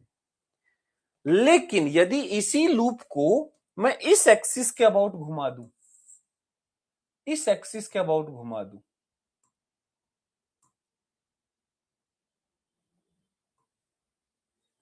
इस एक्सिस के अबाउट ऐसे घुमा दूं, ओमेगा एंगुलर वेलोसिटी से, ऐसे ऐसे ऐसे, मैग्नेटिक फील्ड वही का वही, उतना का उतना लूप घूम रहा है। मान लेते हैं let at T equal to 0, मान लेते हैं कि टी इक्वल टू 0 पर angle between M vector and area vector 0 था। कितना था? 0। देखो यहां डायग्राम जो दिखा रखा है इसमें एम भी अंदर मान लो, एरिया भी अंदर, मतलब देखो मैग्नेटिक फील्ड एम कहां से आ गया, B vector, sorry, angle between B vector and A vector, सीधा लिख देता हूं, B vector and area vector जो है 0 डिग्री, 0 है। मैग्नेटिक फील्ड भी अंदर, एरिया भी अंदर। लेकिन अब ये लूप घूमेगा तो एरिया वेक्टर अंदर था ना, वो भी घूमेगा। जितने एंगल से लूप घूमेगा उतने ही एंगल से एरिया वेक्टर घूमेगा। तो at T equal to t, किसी टाइम टी पर एंगल रोटेटेड बाय लूप, बताओ, तुम ही बताओ, यदि एक लूप की एंगुलर वेलोसिटी ओमेगा है तो टी टाइम में कितना एंगल घूमेगा, तू ही बता। जैसे v स्पीड से टी टाइम में डिस्टेंस चलता है v इंटू टी, ऐसे ओमेगा एंगुलर वेलोसिटी से टी टाइम में एंगल घूमता है ओमेगा टी। तो एक्चुअल में ये ओमेगा टी से घूम जाएगा। तो t इक्वल टू टी पर angle between B vector and area vector कितना हो जाएगा? b तो अभी भी अंदर ही है, लेकिन जैसे ये लूप घूमा तो एरिया वेक्टर प्लेन के परपेंडिकुलर होता है। ऐसे ये लूप घूमेगा तो एरिया वेक्टर भी घूमेगा, देखो यहां था, अब ऐसे घूम करके ऐसे ये घूमता जा रहा है, एरिया वेक्टर भी साथ घूमेगा, तो ये एंगल हो जाएगा ओमेगा टी। मतलब यहां जो एंगल है वो लगातार चेंज हो रहा है। इस लूप का एरिया पाई आर स्क्वायर एसजीटीज है, इस मैग्नेटिक फील्ड की वैल्यू बी एसजीटीज कांस्टेंट है। चेंज क्या हो रहा है इस बार? एंगल चेंज हो रहा है, तो फ्लक्स भी चेंज होगा। तो यदि मैं किसी टाइम पर फ्लक्स लिखूं, flux at any time T, flux at T equal to T, यदि किसी टाइम टी पर फ्लक्स लिखा जाए तो फाई इज इक्वल टू होगा magnetic field B, number of turns N into area A है पूरे लूप का, और कोस ओमेगा टी, ये टाइम के फंक्शन में फ्लक्स होगा। B vector dot A vector है into number of turns, let suppose N turns है, इस लूप में कितने टर्न्स हैं? एन टर्न्स है। इसका जो एरिया है वो ए है, एरिया लूप का क्या है? ए है। तो B N A cos theta, theta यहां ओमेगा टी है, और जो कि लगातार चेंज हो रहा है। तो मैग्नेटिक फ्लक्स ये आ गया। तो इंड्यूस ईएमएफ, मैं विद साइन चलता हूं, इंड्यूस ईएमएफ आएगा minus D phi by D T, proper with sign चल रहा हूं, इंड्यूस ईएमएफ आ गया minus D phi by D T. तो minus D by D T of इसका डिफ्रेंसिएशन, बताओ भाई, इसका डिफ्रेंसिएशन करो, बी एन ए कॉन्स्टेंट है, पड़ा रहेगा, कोस का differentiation minus sign omega T, ये कोस का डिफ्रेंसिएशन है, और यहां से बाहर आएगा ओमेगा, ओमेगा बाहर आ गया, बोलो बोलो बोलो। तो इंड्यूस ईएमएफ हमारे पास हो जाएगा माइनस माइनस प्लस, इसको लिखेंगे B A omega N into sine omega T, B A omega N into sine omega T. इस वैल्यू को बोलते हैं maximum induce EMF. E is equal to आ गया E maximum into sine omega T. E is equal to आ गया E maximum into sine omega T. देखो देखो देखो, this is an AC voltage, ये एसी वोल्टेज है, एसी वोल्टेज। एसी वोल्टेज किसे बोलते हैं? एक ऐसा वोल्टेज जिसकी पोलरिटीज लगातार चेंज हो रही है। तो देखो साइन की वैल्यू कभी पॉजिटिव आएगी, 90 0 से 90 तक ये पॉजिटिव वैल्यू देगा, सॉरी 0 से 180 तक ये पॉजिटिव वैल्यू देगा, और 180 से 360 तक ये निगेटिव वैल्यू देगा। मतलब आधी साइकिल इसकी पॉजिटिव वाली पोलरिटी रहेगी, तो आधी साइकिल निगेटिव पोलरिटी रहेगी। तो यदि मैं इस इंड्यूस ईएमएफ का ग्राफ प्लॉट करूं, इस इंड्यूस ईएमएफ का टाइम के साथ ग्राफ प्लॉट करूं, तो वो ये ग्राफ आएगा ऐसे, ऐसे। ये एक एसी वोल्टेज जनरेट हुआ है, ठीक है। और ये जो टाइम होगा ये होगा T/2, और ये जो टाइम होगा T होगा, जहां टाइम पीरियड होगा 2π/ओमेगा।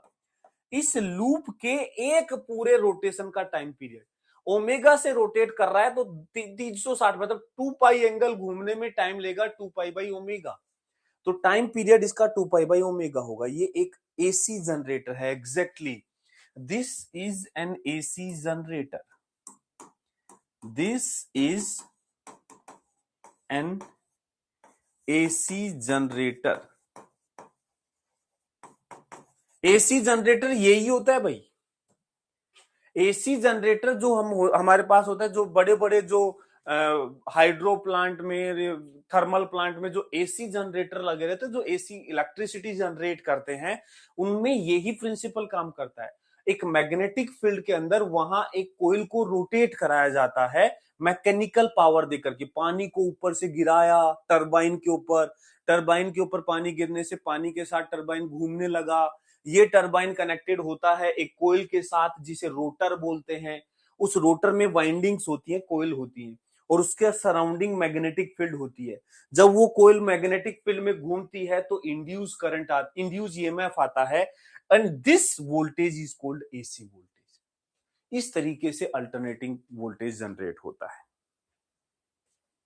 बोलो बोलो बोलो बोलो बोलो, क्या एसी जनरेटर समझ में आया? क्या एसी जनरेटर समझ में आया? अब जरा लगे हाथ एसी जनरेटर की बनावट भी देख लेते हैं। एसी जनरेटर का बनावट ऐसा होता है, ये होता है। आप ध्यान से देखो ना, इसमें एग्जैक्टली वो ही खेल है। ये एक लूप है, दिख रहा है? एक्चुअल में ये एक रोटर पे लगा रहता है, एक गोल गोल रोटर होती है जिसमें बहुत सारी वाइंडिंग्स होती हैं, इस पे कनेक्टेड होता है। ये परमानेंट मैग्नेट्स हैं जो मैग्नेटिक फील्ड प्रोड्यूस करते हैं। इस रीजन के अंदर मैग्नेटिक फील्ड प्रोड्यूस होती है। इनकी शेप वही हॉर्सशू शेप होती है रेडियल मैग्नेटिक फील्ड जनरेट करने के लिए, और उस मैग्नेटिक फील्ड में लगातार ये रोटर जो है घूमती है। अब देखो होगा क्या, ये एक यहां पे कुछ इसके पार्ट्स हैं जो आपको पता होना चाहिए क्या काम करते हैं। ये स्लिप रिंग्स होती हैं, स्लिप रिंग्स।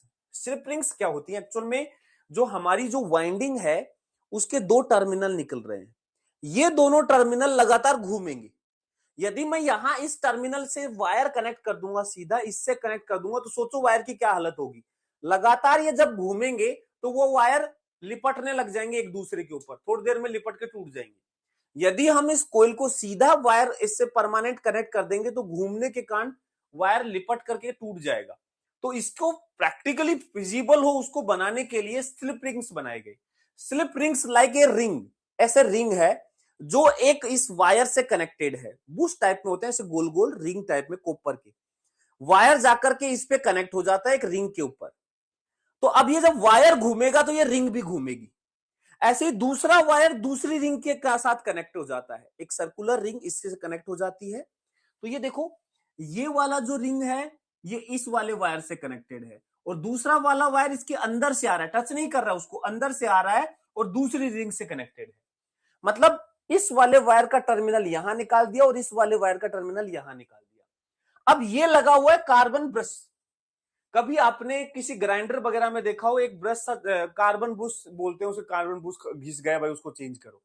तो ये कार्बन ब्रश होते हैं, ये इसके पीछे एक स्प्रिंग लगी होती है ताकि ये इस जो कॉपर की जो रिंग, जो स्लिप रिंग है उस पर दबाव देके रखता है और ये कंडक्ट करता है इलेक्ट्रिसिटी इसके थ्रू। तो यहां से जो वोल्टेज है वो इस कार्बन ब्रश से होता हुआ बाहर आता है, यहां से वोल्टेज इधर से बाहर आता है। और देखो ये एक आउटपुट वोल्टेज मिल गया है यहां पे हमें, एसी वोल्टेज। इस कंप्लीट को बोलते हैं एसी जनरेटर। एक सिंपल कंस्ट्रक्शन एसी जनरेटर का ऐसा होता है। और ये कोयल को घुमाने के लिए हम इसको एक एक्सटर्नल सोर्स से कनेक्ट करते हैं। जब हाइड्रो प्लांट है तो हाइड्रो प्लांट में पानी गिराते हैं, उससे कनेक्ट करते हैं, ठीक है ना, ये ऐसा होता है। ऐसी बनावट एक्चुअल में हमारे हर एक मतलब व्हीकल के अंदर, जैसे गाड़ी है, कुछ भी है, ट्रैक्टर है, उसके अंदर एक डायनेमो लगाया जाता है। डायनेमो, ट्रैक्टर के अंदर आपने कभी देखा भी होगा, डायनेमो होता है एक। वो डायनेमो को काम होता है, वो उसको हम मैकेनिकल पावर देकर के घुमाते हैं और उससे बिजली जनरेट करते हैं। जितनी भी गाड़ी वगैरह होती है उसमें बैटरी कैसे चार्ज होती है भाई? गाड़ी तो फ्यूल से चल रही है, चलो इंजन है, इंजन फ्यूल से सीधा चल रहा है, लेकिन बैटरी कैसे चार्ज होगी? बैटरी को चार्ज करने के लिए एक डायनेमो लगाया जाता है उसमें।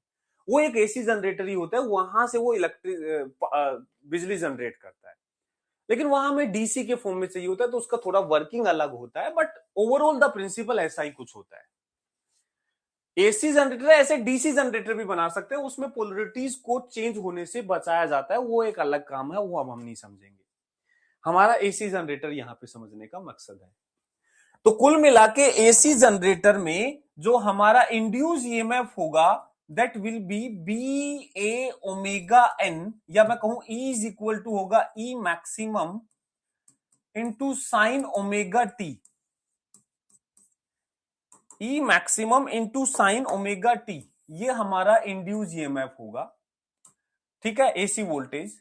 और ये जो ई मैक्सिमम है ना, जो वेर ई मैक्सिमम जो है, ई मैक्सिमम, इसका फॉर्मूला भी याद रखना, B A omega N. B A omega N, AC voltage की जो मैक्सिमम वैल्यू है that is B A omega N. यहां बी जो है मैग्नेटिक फील्ड है, मैग्नेटिक फील्ड, ये जो परमानेंट मैग्नेट जो मैग्नेटिक फील्ड प्रोड्यूस कर रहे हैं वो है। ए है area of the coil, area of coil. N है number of turns, number of turns in the coil. और ओमेगा है angular velocity, angular velocity of the coil. इस कोइल की एंगुलर वेलोसिटी ओमेगा है। ये फॉर्मूला आपको याद रखना है, ठीक है? बोलो बोलो बोलो बोलो, क्या ये बात क्लियर है? तो हमारा जो एसी वोल्टेज जनरेट हो रहा है उसकी एंगुलर फ्रीक्वेंसी ओमेगा है, मतलब उसकी फ्रीक्वेंसी हम ओमेगा अपॉन 2 पाई से निकाल लेंगे। ये जो फ्रीक्वेंसी है कहीं ना कहीं डिपेंड करती है जो सोर्स इसको घुमा रहा है। तो जो रोटर लगी होती है, उसको घुमाने के लिए जो हम एनर्जी देते हैं, जिससे भी देते हैं मैकेनिकल सोर्स से, उसकी फ्रीक्वेंसी डिसाइड करती है कि जो हमारी बिजली जनरेट होगी वो कितने फ्रीक्वेंसी पे होगी।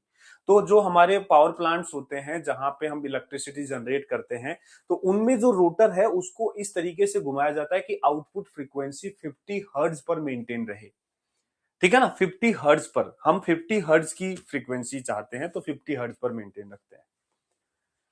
थोड़ा सा इसका वर्किंग यहां भी बता रखा है डायग्राम के अंदर। ये डायग्राम मैंने यहां एनसीईआरटी से लगाया है, कुछ नहीं है, वही बताया। देखो यहां पहले मैग्नेटिक फील्ड लाइंस जो है इस लूप के परपेंडिकुलर है, फिर धीरे धीरे ये घूमने लगा, मैग्नेटिक फील्ड लाइंस लूप के पैरेलल हो गई।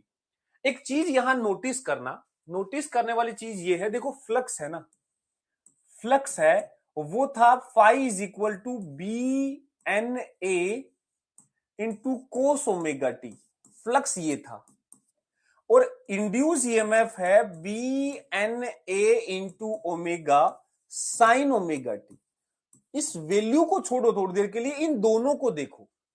जब फ्लक्स हमारा कोस में है, फ्लक्स की वैल्यू हमारी कोस में है और इंड्यूस ईएमएफ की वैल्यू हमारी साइन में है, तो यहां से बोल सकते हैं जब फ्लक्स हमारा मैक्सिमम होता है, मतलब कोस अपनी मैक्सिमम वैल्यू देता है, चाहे प्लस का मैक्सिमम दे माइनस का मैक्सिमम दे। जब फ्लक्स मैक्सिमम पे होता है उस समय इंड्यूस ईएमएफ जीरो वैल्यू देगा। हम जानते हैं जब कोस अपनी वैल्यू 1 या -1 देता है, कब देता है 1 और -1, 0 और 180 पर, उस समय साइन अपनी वैल्यू जीरो रखता है। जिस समय फ्लक्स मैक्सिमम होगा उस मोमेंट पे उसका रेट ऑफ चेंज जीरो होगा। जैसे यहां देखो मैग्नेटिक फील्ड जो है वो इस प्लेन के परपेंडिकुलर है, तो पूरा का पूरा मैग्नेटिक फील्ड फ्लक्स प्रोड्यूस कर रहा होगा बी इंटू ए। उसी मूवमेंट पे इंड्यूस ईएमएफ देखो जीरो है, फिर दोबारा परपेंडिकुलर है मैग्नेटिक फील्ड के, फिर दोबारा जीरो है। तो जिस मोमेंट पे फाई मैक्सिमम है ई जीरो होगा, और जिस मोमेंट पे फाई जीरो है उस मोमेंट पे ई मैक्सिमम होगा। अजीब सी बात है ना, फ्लक्स जीरो है। देखो फ्लक्स जीरो होने से मतलब ये नहीं है कि इंड्यूस ईएमएफ जीरो हो जाएगा, हमें फ्लक्स से नहीं, फ्लक्स की रेट ऑफ चेंज से मतलब है। ध्यान से देखना, यहां इस वाले केस में जो हमारा प्लेन है वो ऐसे हो गया, लूप जो है, और मैग्नेटिक फील्ड भी इसी प्लेन में है। तो जब कभी भी लूप के पैरेलल मैग्नेटिक फील्ड ऐसे है तो फ्लक्स जीरो हो गया, लेकिन उसी मूवमेंट पे इंड्यूस ईएमएफ मैक्सिमम आ रहा है। देखो जिस मूवमेंट पे फ्लक्स जीरो है उस मूवमेंट पे इंड्यूस ईएमएफ मैक्सिमम है, ई मैक्सिमम पे है। जिस मूवमेंट पे फ्लक्स मैक्सिमम है उस मूवमेंट पे इंड्यूस ईएमएफ जीरो है। बात समझ पा रहे हो? ऐसा क्यों? क्योंकि दोनों एक दूसरे के डिफरेंशिएशन से आते हैं। जब एक मैक्सिमम होगा दूसरा जीरो, जब ये जीरो होगा तो ये मैक्सिमम। साइन और कोस में ऐसा चलता है, π/2 का फेज डिफरेंस। क्या ये बात समझ में आई? दूसरी बात ये भी ध्यान रखना कि हमारे पूरे एक रोटेशन में, इन वन कंप्लीट रोटेशन, दो बार फ्लक्स अपनी मैक्सिमम वैल्यू पे जाता है, एक बार प्लस मैक्सिमम पे, एक बार माइनस मैक्सिमम पे, और दो बार फ्लक्स जीरो होता है। एक बार यहां जीरो फ्लक्स की, एक बार यहां जीरो है, एक बार यहां जीरो होगा। डायरेक्शन ऑफ करंट भी चेंज होगी। इस कोयल के अंदर आधे रोटेशन में मैग्नेटिक फ्लक्स मान लो बढ़ रहा है तो डायरेक्शन ऑफ करंट अलग होगी। जब दूसरे आधे रोटेशन की बात करूं तो मैग्नेटिक फ्लक्स घटेगा तो डायरेक्शन उल्टी होगी। मतलब यहां direction of current bar bar change होगी, तभी तो एसी वोल्टेज जनरेट होगा। ठीक है, तो ये एसी वोल्टेज या एसी करंट जनरेट करेंगे, यहां डायरेक्शन ऑफ करंट भी चेंज होगी। आधे टाइम लूप में अलग होगी, आधे टाइम लूप में अलग होगी। क्या ये बात क्लियर है? क्या ये बात क्लियर है? बोलो बोलो बोलो बोलो। This is AC generator, this is AC generator. हम ये सारी बातें इक्वेशन से बड़े आराम से समझ सकते हैं। इक्वेशंस में अपने आप स्पष्ट बोल रहा है कि फ्लक्स यदि कोस का फंक्शन है तो इंड्यूस ईएमएफ साइन का फंक्शन होगा, मतलब 90 का फेज डिफरेंस होगा। तो एक मैक्सिमम दूसरा जीरो होगा, एक जीरो दूसरा मैक्सिमम होगा। एक क्वेश्चन इसमें पूछा हुआ है, वैसे एसी जनरेटर से क्वेश्चन तो क्या ही पूछेगा, एक थ्योरी है, लेकिन एक क्वेश्चन पूछा हुआ है डायरेक्टली एसी जनरेटर का नहीं, रोटेटिंग कोयल का है। ये देखो 2022 में, और कुछ नहीं, जो फॉर्मूला है ना बेटा, इसमें ये वाला फॉर्मूला है ना, ये याद रखना, ये बहुत काम का फॉर्मूला है। ये वाला B A omega N maximum induce EMF होता है। ठीक है, और यही देखो यहां पूछ रहा है, बोला एक सर्कुलर कोयल है जिसमें 1000 टन है, जिसकी रेडियस दे रखी है, एवरेज रेडियस मतलब कम ज्यादा बैलेंस मीन है 10 मीटर है, rotating about horizontal diameter at 2 radian per second.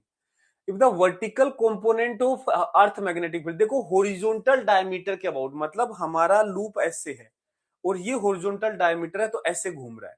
Magnetic field vertical है ऐसे, पहले लूप हमारा मान लो ऐसे था, मैग्नेटिक फील्ड ऐसे था, और ये उसमें घूम रहा है। तो वही वाली बात है कि मैग्नेटिक फील्ड के अंदर एक कोयल रोटेट कर रही है। ठीक है, हाँ, ये जरूरी भी है, ध्यान से देखना। इसका जो vertical component of magnetic field किधर है? वर्टिकल डायरेक्शन में, और घूम किसके अबाउट रही है? हॉरिजॉन्टल एक्सिस के अबाउट। वो वाला केस नहीं है कि एक लूप है और इसी के एक्सिस के अबाउट घुमा रहे हैं तो जीरो होगा। यदि इस लूप का एक्सिस ऑफ रोटेशन और हमारी जो मैग्नेटिक फील्ड सेम एक्सिस पे हो गई तो फिर उससे कोई फ्लक्स चेंज नहीं होगा, इंड्यूस ईएमएफ नहीं होगा। लेकिन यहां बोला है कि रोटेट करा रहे हैं हॉरिजॉन्टल डायमीटर के अबाउट और मैग्नेटिक फील्ड है वर्टिकल, तो यहां मैग्नेटिक फ्लक्स चेंज होगा। ठीक है, मैग्नेटिक फील्ड दे रखी है, इलेक्ट्रिकल रेजिस्टेंस दे रखा है, मैक्सिमम इंड्यूस करंट बताना है। मैक्सिमम इंड्यूस करंट, पहले ई मैक्सिमम बताओ कितना होगा, मैक्सिमम इंड्यूस वोल्टेज कितना होगा, ये आएगा B A omega N.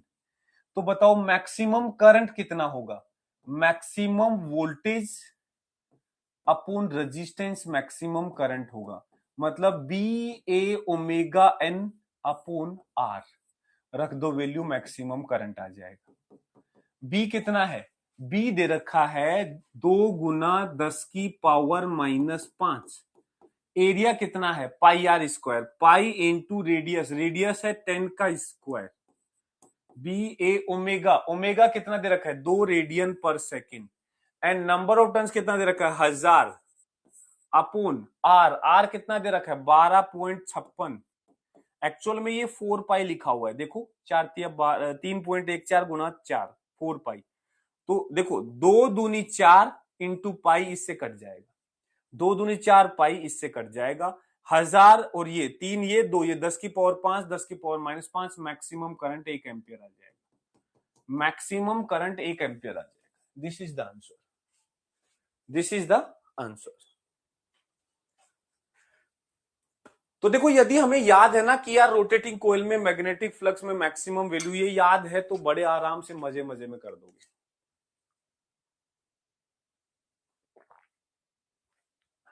Clear है भाई?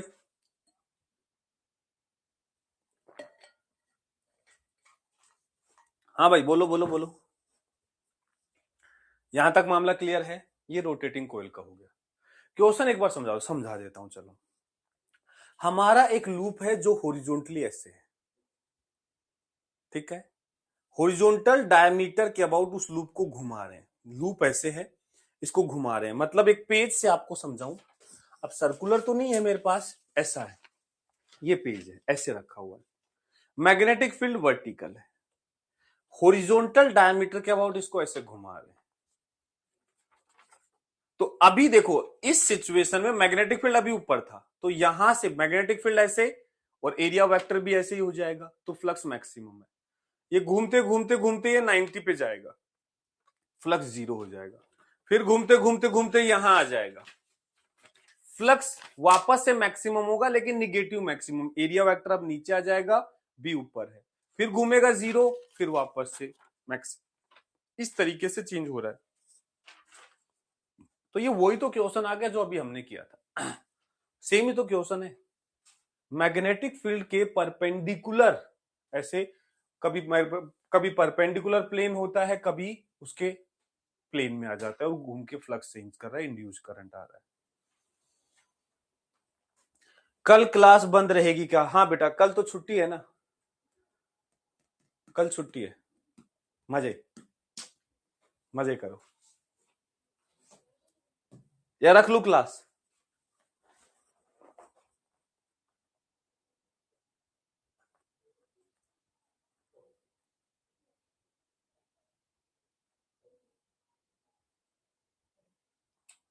कैसे रोतड़ू लोग हैं, कैसे रोतड़ू लोग हैं, नालायक, जी चुराते हैं पढ़ाई से, हट नालायक, हट, नहीं रख रहा मैं।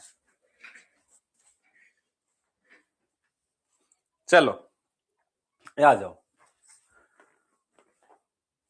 नेक्स्ट टॉपिक है मोशनल ईएमएफ।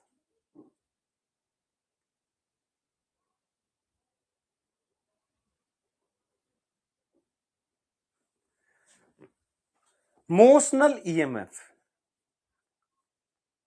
देखो अभी तक जितना भी इंड्यूस ईएमएफ हम पढ़ रहे थे, that was in A loop, एक कोइल थी, एक क्लोज लूप था जिससे हम फ्लक्स निकाल रहे थे। लेकिन मान लो कोई लूप नहीं है, एक सिर्फ वायर है, एक वायर, अब एक वायर से तो मैग्नेटिक फ्लक्स नहीं निकाल सकते यार, निकाल सकते हो क्या? एक वायर से फ्लक्स कैसे निकालोगे, इसका तो कुछ एरिया ही नहीं है, एक सीधा वायर है, उससे क्या फ्लक्स निकालोगे? क्या इस वायर के अंदर इंड्यूस ईएमएफ नहीं होगा? क्या सिर्फ इंड्यूस ईएमएफ एक लूप के अंदर ही होता है? अरे लूप भी तो वायर से मिलके ही बना है ना, एक लूप भी तो वायर से मिलके ही बना है ना। तो लूप में होता है तो वायर में भी होना चाहिए, वायर के अंदर भी ईएमएफ होना चाहिए। That EMF is called motional EMF because of motion of the wire. तो देखो यहां पर लेट सपोज हम मैग्नेटिक फील्ड ऐसे ले रखे हैं, यूनिफॉर्म मैग्नेटिक फील्ड है इस तरीके से, ये यूनिफॉर्म मैग्नेटिक फील्ड है।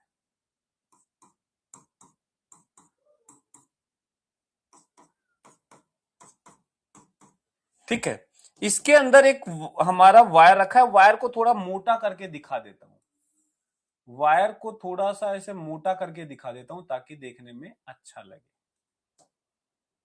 एक्चुअल में चीजें समझ सके। ये कंडक्टर है, ये कंडक्टर है, ज्यादा मोटा हो गया,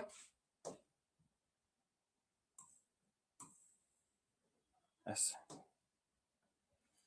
ये कंडक्टर है, क्या है ये, कंडक्टर। और ये कंडक्टर मैग्नेटिक फील्ड में मूव कर रहा है इधर की तरफ, v स्पीड से मूव कर रहा है, मैग्नेटिक फील्ड b है इनटू द प्लेन, एक कंडक्टर इसमें मूव कर रहा है। अब देखो कंडक्टर से फ्लक्स, ये कोई कोयल नहीं है बेटा, मोटा मैंने दिखाया है, ये सिंपल एक वायर है, सिंपल एक वायर है जिसको मैंने ऐसे मोटा करके दिखाया है। तो यहां फ्लक्स तो निकालना पॉसिबल नहीं है, क्यों, क्योंकि मैग्नेटिक फील्ड इनटू एरिया, एक वायर का क्या एरिया होगा, वायर तो सीधा वायर है, कोई लूप नहीं बना रहा है, कोई क्लोज लूप नहीं बना रहा है, क्या आप उसका एरिया निकाल दे, स्क्वायर या रेक्टेंगल या कैसा भी। ठीक है, यहां पे एक वायर, बस एक स्ट्रेट वायर मूव कर रहा है। तो अब यहां पे एक मेथड होता है होल्स अप्रोच, होल्स अप्रोच। यहां फैराडे ने नहीं, हॉल्स एक साइंटिस्ट थे जिन्होंने एक रास्ता दिखाया कि यहां पे इंड्यूस ईएमएफ के पीछे का लॉजिक क्या है, लॉजिक बता रहे हैं कि यहां पे इंड्यूस ईएमएफ है, उसके पीछे का लॉजिक समझना। बोला कि देखो एक कंडक्टर जो है उसमें बहुत सारे इलेक्ट्रॉन्स होते हैं, एक कंडक्टर में ढेर सारे इलेक्ट्रॉन्स हैं। चलो हम एक इलेक्ट्रॉन से पूछते हैं कि वो कर क्या रहा है, चलो इसके अंदर देखते हैं कि एक इलेक्ट्रॉन कर क्या रहा है। ये इलेक्ट्रॉन है, यदि ये कंडक्टर इधर मूव कर रहा है तो तुम बताओ इलेक्ट्रॉन भी इधर मूव कर रहा होगा, इलेक्ट्रॉन के पास भी वेलोसिटी है। अब ये जो हमारा इलेक्ट्रॉन है ये इस मैग्नेटिक फील्ड के परपेंडिकुलर मूव कर रहा है, और जब भी एक चार्ज पार्टिकल मैग्नेटिक फील्ड में मूव करता है तो उस पर एक मैग्नेटिक फोर्स लगता है, यस और नो। जब भी एक चार्ज पार्टिकल मैग्नेटिक फील्ड में मूव करेगा उस चार्ज पार्टिकल पे एक फोर्स लगेगा, लगेगा। तुम ही बताओ यहां इलेक्ट्रॉन है, निगेटिव चार्ज पार्टिकल, फोर्स किधर लगेगा, बोलो बोलो बोलो, फोर्स किधर लगेगा। तरीके से v vector cross b vector ऊपर आ रहा है, बट इलेक्ट्रॉन है, निगेटिव चार्ज है, ऊपर नहीं लगेगा, नीचे की तरफ लगेगा। तो इस इलेक्ट्रॉन पे नीचे की तरफ एक फोर्स लगेगा, मैग्नेटिक फोर्स। ये सिर्फ इस इलेक्ट्रॉन पे नहीं लगेगा, ऐसे ढेर सारे इलेक्ट्रॉन है, सब पे नीचे की तरफ फोर्स लगेगा। अब क्या होगा, जब नीचे की तरफ इलेक्ट्रॉन्स को पकड़ के खींचा जा रहा है तो ये इलेक्ट्रॉन्स नीचे की तरफ भागने लगेंगे, जैसे नीचे की तरफ भागेंगे भाग भाग के यहां इकट्ठा होने लग जाएंगे, यहां इकट्ठा होने लग जाएंगे इस साइड में नीचे की तरफ। तो यहां निगेटिव चार्ज इकट्ठा होने लग गया, और जब इलेक्ट्रॉन्स, एक कंडक्टर, ओवरऑल कंडक्टर न्यूट्रल था, इलेक्ट्रॉन्स नीचे गए तो पीछे इफेक्टिवली कैसा चार्ज बच जाएगा, पॉजिटिव चार्ज बच जाएगा। जब इलेक्ट्रॉन्स एक डायरेक्शन में भागने लगेंगे तो दूसरी तरफ इलेक्ट्रॉन की डेफिशिएंसी हो जाएगी, उसी को हम बोलते हैं पॉजिटिव चार्ज। और जिधर इलेक्ट्रॉन एक्यूमुलेट हो गए दैट इज नेगेटिव चार्ज। तो जैसे ही ये चार्ज एक्यूमुलेट होने लगेगा इस रीजन के अंदर एक इलेक्ट्रिक फील्ड आ जाएगी। बताओ किधर आएगी, ये प्लस ये माइनस, इलेक्ट्रिक फील्ड प्लस से माइनस की तरफ होगी, तो एक इलेक्ट्रिक फील्ड यहां पर इस चार्ज के कारण आ जाएगी नीचे की तरफ, electric field due to charge accumulation. E जो है that is electric field due to charge accumulation, E जो है electric field due to charge accumulation.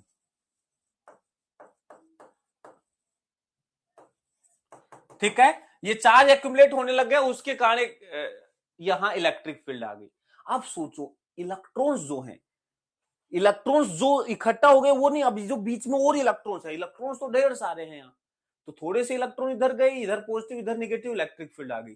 तो यहां जो इलेक्ट्रॉन्स हैं इनके ऊपर एक फोर्स लगेगा, इलेक्ट्रिक फोर्स। तुम ही बताओ, इलेक्ट्रिक फील्ड नीचे है, निगेटिव चार्ज है, तो फोर्स किधर लगेगा? यदि पॉजिटिव चार्ज होता तो फोर्स नीचे लगता इलेक्ट्रिक फील्ड के डायरेक्शन में, लेकिन क्योंकि चार्ज निगेटिव है तो इलेक्ट्रिक फील्ड के अपोजिट डायरेक्शन में लगेगा, मतलब ऊपर की तरफ लगेगा। And this force will be electric force. तो इलेक्ट्रॉन्स पे पहले सिर्फ इकलौता मैग्नेटिक फोर्स था, अब जैसे जैसे चार्ज एक्यूमुलेट होने लगा वैसे वैसे इलेक्ट्रिक फोर्स भी लगेगा। इलेक्ट्रिक फोर्स जैसे जैसे चार्ज एक्यूमुलेट होगा वैसे इलेक्ट्रिक फील्ड बढ़ेगी, इलेक्ट्रिक फोर्स बढ़ेगा। एक टाइम ऐसा आएगा कि ये जो इलेक्ट्रॉन है इस पे इलेक्ट्रिक और मैग्नेटिक फोर्स दोनों एक दूसरे को कैंसिल आउट कर देंगे। एक टाइम ऐसा आएगा एट इक्विलिब्रियम, एट इक्विलिब्रियम, जब एक इक्विलिब्रियम पॉइंट आएगा वहां magnitude of magnetic force will be equal, या इलेक्ट्रिक फोर्स का मैग्नीट्यूड, मैग्नीट्यूड इक्वल कर रहा हूं, ध्यान रखना। यदि मैग्नीट्यूड देख रहे हो तो इक्वल करो, और यदि आप मैग्नीट्यूड नहीं वैसे देख रहे हो तो फोर्स ऑफ इलेक्ट्रिक फील्ड और force of magnetic field total zero करो। इक्विलिब्रियम का मतलब ये होता है कि दोनों का वेक्टर एडिशन जीरो, बट मैं यहां पे वेक्टर नहीं, मैं मैग्नीट्यूड को इक्वल कर देता हूं। एक ही बात है, मैग्नीट्यूड को इक्वल करना तो भी कैंसिल आउट कर देंगे क्योंकि डायरेक्शन उल्टा है, और दोनों वेक्टर्स अपोजिट है तो उनके वेक्टर एडिशन को जीरो बोल सकते हैं। एक ही बात है दोनों, ठीक है। ये इक्वल हो गए। इलेक्ट्रिक फोर्स की वैल्यू होगी ई इंटू ई मैग्नीट्यूड, ठीक है, और ये होगा E v cross B, v cross B का मैग्नीट्यूड, ठीक है।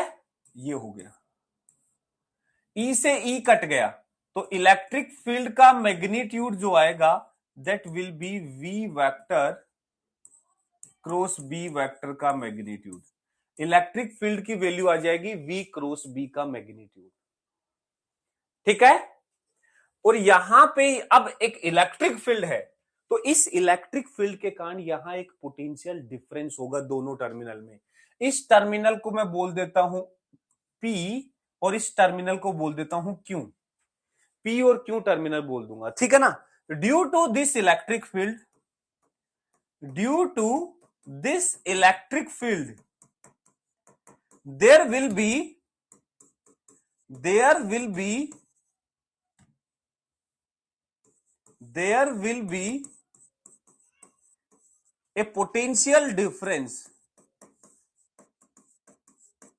बिटवीन इट्स टर्मिनल, इसके टर्मिनल्स के बीच में एक पोटेंशियल डिफरेंस होगा, and that potential will be called induce EMF. कि ये इंड्यूस ईएमएफ आया, और ये जो इंड्यूस ईएमएफ है डेल्टा वी, ये जो डेल्टा वी है potential difference, this will be equal to E vector dot L vector, E dot L, या integration of E dot DL, integration of E dot DL.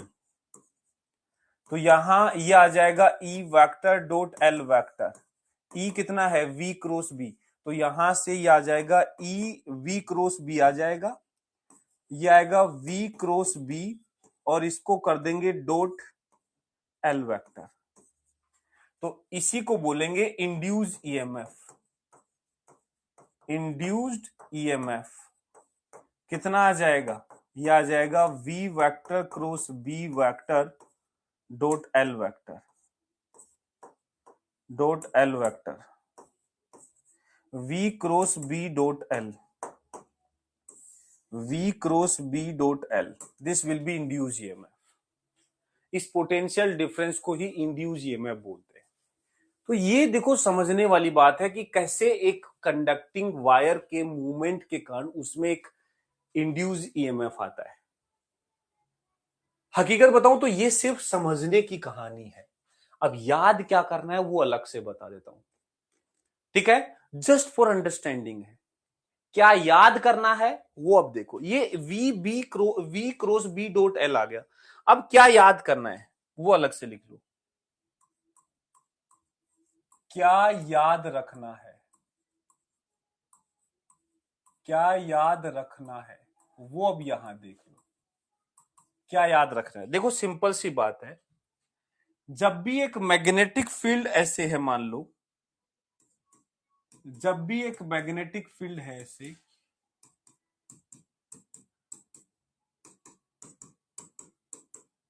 ये एक magnetic field है, इसके अंदर कोई एक कंडक्टिंग वायर, इसके अंदर कोई एक कंडक्टिंग वायर, ये कंडक्टिंग वायर है पीक्यू वायर, पीक्यू वायर है, ये इधर मूव कर रहा है, इधर मूव कर रहा है, तो इसमें एक पोटेंशियल डिफरेंस डेवलप होगा, और उसमें देखो, इधर देखो, हाई पोलरिटी किधर होगी, हाई पोलरिटी होगी ऊपर की तरफ, V क्रॉस B की तरफ। पॉजिटिव पोलरिटी L क्या है बता रहा हूं, L इसकी लेंथ है, अभी रुक जाओ, L आएगा सब, L इसकी लेंथ है, ठीक है ना।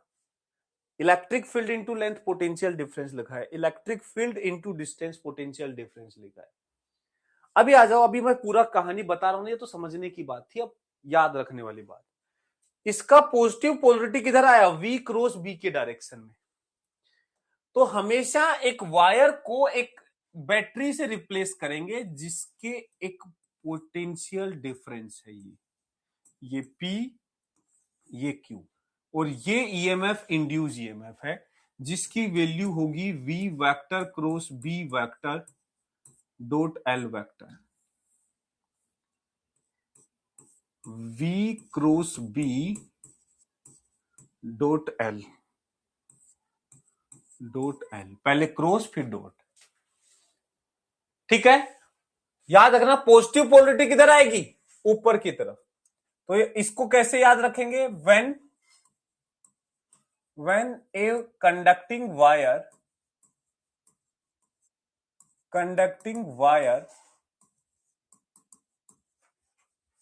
cut the magnetic field lines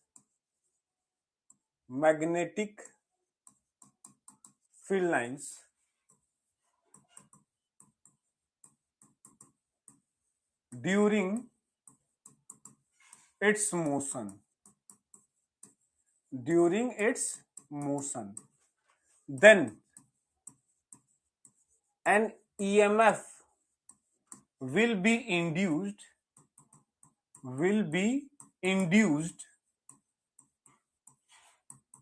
in this conductor, इस कंडक्टर में एक ईएमएफ इंड्यूस्ड होगा, और उस ईएमएफ की वैल्यू, ईएमएफ तो एक स्केलर क्वांटिटी है, उसकी वैल्यू होगी V cross B dot L vector, V cross B dot L vector, this will B magnitude of induced EMF, V cross B dot L। देखो दो का क्रॉस एक वेक्टर क्वांटिटी आएगी, इस वेक्टर का इसके साथ डॉट करोगे स्केलर क्वांटिटी आएगी। यहां जो L वेक्टर है, वेयर L वेक्टर है लेंथ वेक्टर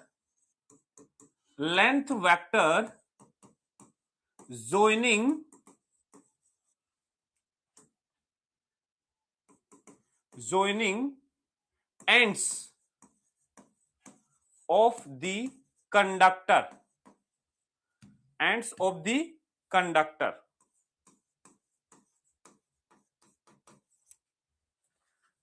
उस कंडक्टर के एंड्स को जो, मतलब जो दो कंडक्टर दे रखा है, जरूरी नहीं है सीधा कंडक्टर हो, याद है पहले भी हमने किया था, यदि कंडक्टर ऐसा है टेढ़ा मेढ़ा, कंडक्टर ऐसा है टेढ़ा मेढ़ा, मैग्नेटिक फील्ड में मूव कर रहा है, बी अंदर की तरफ है, तो इसको हम रिप्लेस करेंगे एक सीधे वायर से, एंड्स को मिलाने वाला ये जो वायर है सीधा, दोनों के एंड को मिलाने वाला ये जो वायर है, ये होगा L लेंथ। कंडक्टर कैसा भी हो, हम उसके एंड्स को मिलाने वाला सीधा वायर बनाएंगे। दूसरी बात क्या याद रखनी है, positive polarity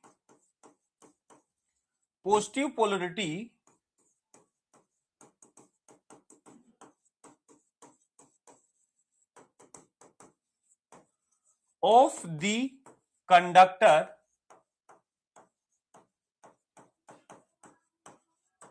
will be towards the direction of v vector cross b vector. भाई जो बैटरी है, बैटरी का ईएमएफ तो इससे निकाल लेंगे v cross b dot L, लेकिन पॉजिटिव पोलरिटी किधर बनाए, निगेटिव किधर बनाए, तो याद रखना v क्रॉस b निकालो।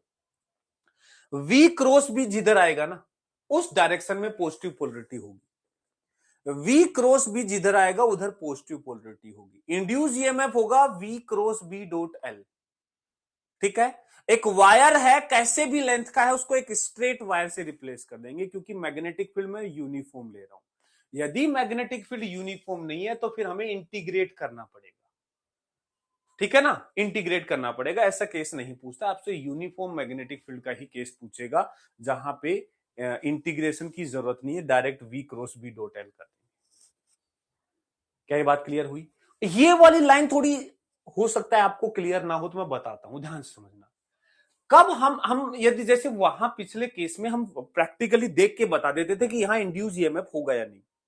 कैसे? हम देखते थे कि यदि उस लूप से फ्लक्स चेंज होगा तो ही तो इंड्यूस ईएमएफ आएगा।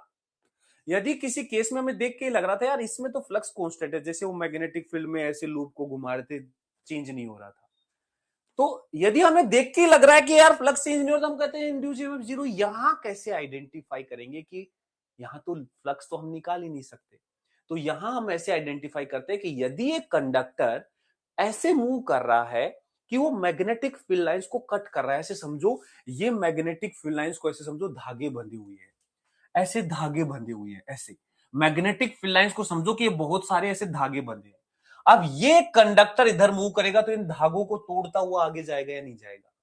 जब इस कंडक्टर को ऐसे पकड़ के खींचेंगे तो धागों को तोड़ता हुआ आगे जाएगा, मतलब मैग्नेटिक फील्ड लाइंस को कट करता हुआ आगे बढ़ रहा है। जब भी एक कंडक्टर मैग्नेटिक फील्ड लाइंस को कट करता हुआ आगे बढ़ेगा, उसके अंदर इंड्यूस ईएमएफ आएगा, उसके अंदर इंड्यूस ईएमएफ आएगा। क्या ये बात समझ में आई? क्या ये बात समझ में आई? यदि कभी कंडक्टर ऐसे मूव कर रहा है कि वो कोई भी मैग्नेटिक फील्ड लाइंस को नहीं काट रहा है, तो उस कंडक्टर के अंदर इंड्यूस ईएमएफ नहीं आएगा, उस कंडक्टर के अंदर इंड्यूस ईएमएफ नहीं आएगा। ठीक है, चलो पहले सबसे पहले हम वो ही केस देखेंगे कि कब इंड्यूस ईएमएफ नहीं आएगा। तो नोट करके लिख लो, नोट करके पहला पॉइंट लिखो, पहला पॉइंट नोट करके पहला point, if V vector, B vector and L vector, V, B and L vector, all are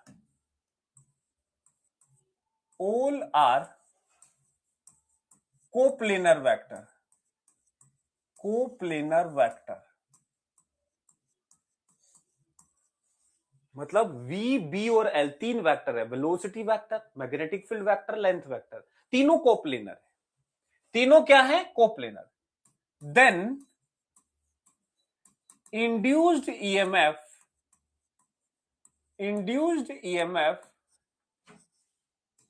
in that conductor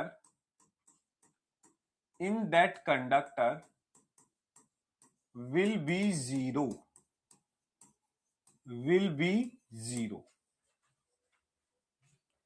उस केस में इंड्यूस ईएमएफ जो है जीरो होगा। जैसे समझाता हूं, ऐसे समझो ये है हमारी मैग्नेटिक फील्ड लाइंस, ऐसी मैग्नेटिक फील्ड लाइंस,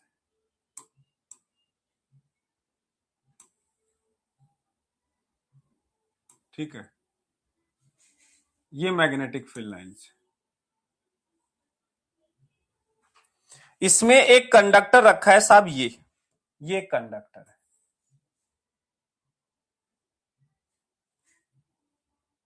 ये कंडक्टर है,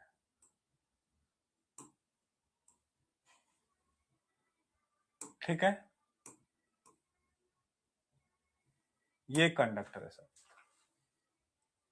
और ये कंडक्टर ऐसे मूव कर रहा है, ऐसे वेलोसिटी।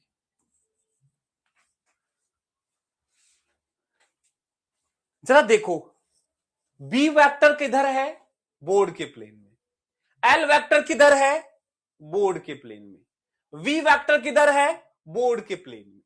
ध्यान से देखो, वी, बी और एल तीनों एक ही प्लेन में है, तो इस केस में इंड्यूस ईएमएफ जो है वो 0 होगा। आप इस चीज को ऐसे भी समझ सकते हो कि यदि ऐसे धागे बंधे हुए हैं, ध्यान से सुनना, ऐसे धागे बंधे हुए हैं, मैग्नेटिक फील्ड लाइंस मतलब धागे, मानो एक रूम में ऐसे धागे बंधे हुए हैं, एक वायर ऐसे रखा हुआ है और मैं उसको ऐसे तिरछा खींचू, अरे तुम इस प्लेन में कैसे भी खींचो ना, तुम इस वायर को इस प्लेन में ऐसे किधर भी खींचो, क्यों काटेगा धागे को, नहीं काटेगा, एक भी मैग्नेटिक फील्ड लाइंस को नहीं काटेगा। इंड्यूस ईएमएफ 0 होगा। इंड्यूस ईएमएफ क्या होगा, 0 होगा। याद रखना, क्या ये बात समझ में आई? यदि V, B और L तीनों वेक्टर कोप्लेनर हैं तो उस वायर में इंड्यूस ईएमएफ हमेशा 0 होगा। बहुत बढ़िया बात, बहुत बढ़िया बात, ठीक है, बिल्कुल भी नहीं कटेगा। अच्छा, सही बात है। इसको मैथमेटिकली भी समझ सकते हैं, मैथमेटिकली समझते हैं वो कैसे। हमने कहा V, B और L तीनों कोप्लेनर है, ठीक है, मतलब इस बोर्ड के प्लेन में V, B, L तीनों है, तो तुम बता सकते हो V क्रॉस B किधर आएगा। यदि V, B, L इस बोर्ड के प्लेन में है तो V क्रॉस B किधर आएगा। A क्रॉस B A और B से बनने वाले प्लेन के परपेंडिकुलर आता है, याद है vector. A cross B A और B से बनने वाले प्लेन के परपेंडिकुलर आता है, तो यदि VBL इस प्लेन में है तो V क्रॉस B इस प्लेन के परपेंडिकुलर होगा। इस प्लेन के परपेंडिकुलर होने का मतलब है लेंथ वेक्टर के भी परपेंडिकुलर होगा, क्योंकि लेंथ वेक्टर इसी प्लेन में तो है। तो ये वेक्टर और ये वेक्टर एक दूसरे के परपेंडिकुलर हो जाएंगे, और दो परपेंडिकुलर वेक्टर का डॉट क्या होता है, 0। दो वेक्टर जब एक दूसरे के परपेंडिकुलर होते हैं तो उनका डॉट 0 होता है, तो 0 आएगा। आप मैथमेटिकली भी समझ सकते हैं, आप लॉजिकली भी समझ सकते हैं कि ये मैग्नेटिक फील्ड लाइंस को कट नहीं कर रहा, दोनों से 0 आ रहा है।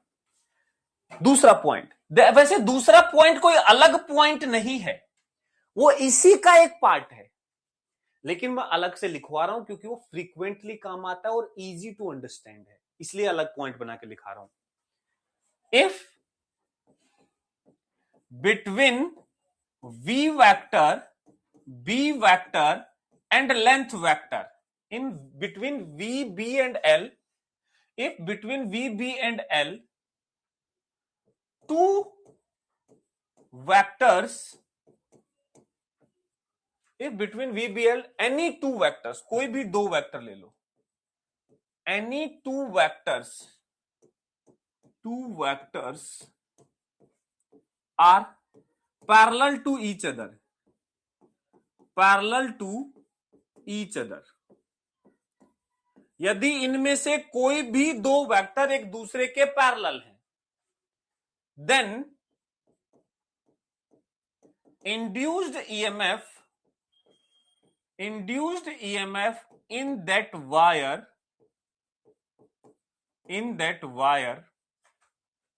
will be 0। उस वायर में इंड्यूस ईएमएफ 0 होगा। ये उसी का एक सब केस है। देखो, यदि मैं कहता हूं कि दो वेक्टर पैरेलल है, तो तीसरा वेक्टर किधर भी ले ले, दुनिया में दो वेक्टर पैरेलल दे दिए तो तीसरा वेक्टर तू किधर भी ले ले, वो तीनों हमेशा कोप्लेनर होंगे ही होंगे। यदि तू तीसरा इधर लेगा तो भी कोप्लेनर, यदि तू तीसरा ऐसे लेगा तो भी कोप्लेनर, ये वाला प्लेन होगा, लेकिन ये वाला ऐसे, क्योंकि तीन वेक्टर नहीं, ये दो वेक्टर हो गए, ये दोनों तो प्लेन एक पैरेलल थे ही, तो तीसरा किधर भी ले ले तो अब तीन नहीं, एक्चुअल में तेरे पास दो वेक्टर हो गए, एक तो वो वाला और एक ये वाला वेक्टर, और ये दो वेक्टर तो हमेशा कोप्लेनर होते हैं, दो वेक्टर तो हमेशा कोप्लेनर होते हैं। तो एक्चुअल में इसी का सब केस है। यदि तीन में से कोई भी दो पैरेलल हो गए तो प्लेन छोड़ो ढूंढना, तीन में से कोई भी दो पैरेलल हो गए तो इंड्यूस ईएमएफ जीरो होगा। इंड्यूस ईएमएफ क्या होगा? जीरो होगा। ये बात याद रखनी है। तो आ जाओ इसी को लिख लेते हैं, इसी को लिख लेते हैं। जैसे अलग अलग केस बनाते हैं। पहले if v vector is parallel to b vector, v और b पैरेलल है। कैसे? देखो, लेट्स सपोज यही एग्जांपल ले लो, ये हमारी मैग्नेटिक फील्ड लाइंस है, ठीक है, ये हमारी मैग्नेटिक फील्ड लाइंस है, और इसमें ये हमारा एक कंडक्टर है, ये हमारा एक कंडक्टर है, ठीक है, ये हमारा कंडक्टर है। इसकी लेंथ वेक्टर और v वेक्टर पैरेलल करने हैं, लेंथ और v पैरेलल करने, इसको ऐसे रख दो, ऐसे ऐसे रखा है। और इस, चलो दो को ही पैरेलल करना है ना, तो इसको थोड़ा छोटा कर लेते हैं, ऐसे रखा हुआ, और इसको ऐसे चला रहे हैं इधर की तरफ, लेंथ भी ऐसे ही है। देखो,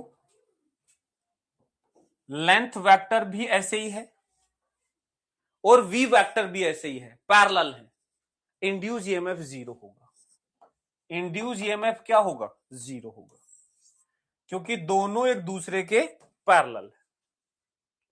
ठीक है। दूसरा केस, इफ v और b पैरेलल करने थे ना यार, मैंने तो ये क्या कर दिया, v और l पैरेलल कर दिया। चलो v is parallel to l कर देता हूं, v vector is parallel to l vector, sorry, इस बार कर देता हूं v vector is parallel to b vector. ये वाला केस लो वापस, ये है। इस बार जो रोड है वो हम ऐसे रख देते हैं, सॉरी, ये है ऐसे, v को पैरेलल करना है ना, सॉरी, ये लो भाई,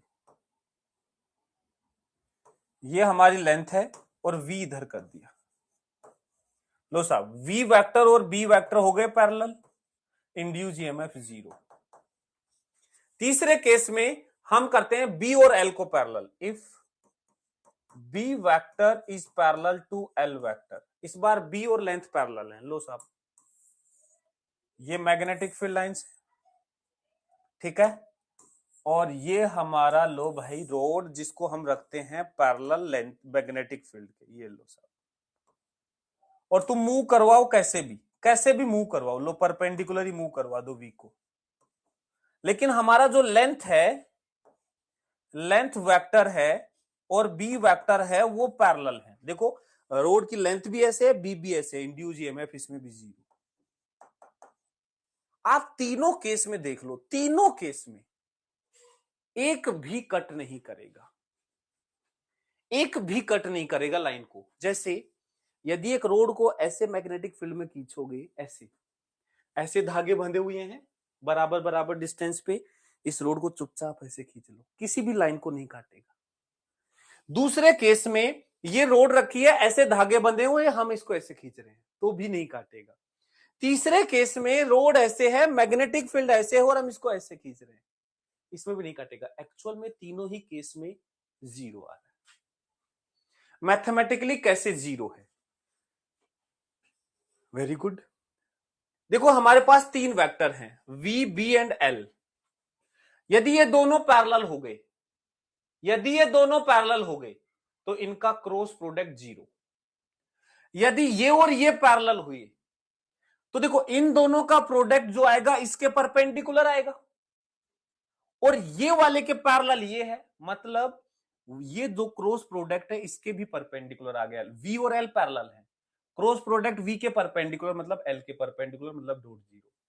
यदि b के परपेंडिकुलर है तो इन दोनों का क्रॉस b के परपेंडिकुलर आया, और ये दोनों पैरेलल हो गए तो इनका भी जीरो। मैथमेटिकली भी जीरो आएगा, मैथमेटिकली भी जीरो आएगा। क्या ये बात क्लियर है? क्या ये बात क्लियर है? तीसरा पॉइंट, ये जीरो वाला केस नहीं है, तीसरा point, if v vector, b vector and L vector, तीन वेक्टर है V B and L, all are mutually perpendicular, mutually perpendicular, mutually perpendicular, then induced EMF, then induced EMF in that conductor, in that conductor will be E is equal to VBL, सीधा magnitude multiply कर दो, यदि तीनों एक दूसरे के perpendicular है तो बाहर में गया वेक्टर वेक्टर, VBL सीधा आंसर कर दो, VBL सीधा आंसर कर दो, ठीक है। जैसे एग्जाम्पल के तौर पे मान लो ये हमारी मैग्नेटिक फील्ड है, ये हमारी मैग्नेटिक फील्ड है, ठीक है साहब, ये हमारा एक कंडक्टर है, ठीक है साहब, ये हमारा एक कंडक्टर है जो कि लेट सपोज इधर की तरफ मूव कर रहा है, ऐसे लेंथ L है, लेंथ क्या है L है कंडक्टर की, B अंदर, तो B इधर, V इधर और L इधर, क्या तीनों परपेंडिकुलर हैं, क्या तीनों परपेंडिकुलर हैं, इंड्यूस ईएमएफ आ जाएगा, इस वाले वायर को रिप्लेस करेंगे एक बैटरी से, V vector cross B vector ऊपर की तरफ आ रहा है, दो क्रॉस प्रोडक्ट की direction right hand palm rule से, राइट हैंड थंब रूल से, किसी से भी निकालो, मैं पाम से निकाल रहा हूं, V वेक्टर की तरफ, पहले वेक्टर की तरफ थंब, दूसरे की तरफ फिंगर्स ओपन कर दो, पाम किधर आ रही है ऊपर की तरफ, मतलब हमारी जो बैटरी बनेगी वो ऐसी पोलरिटी की बनेगी, ठीक है, और जिसका इंड्यूस ईएमएफ होगा VBL, VBL ये इंड्यूस ईएमएफ होगा।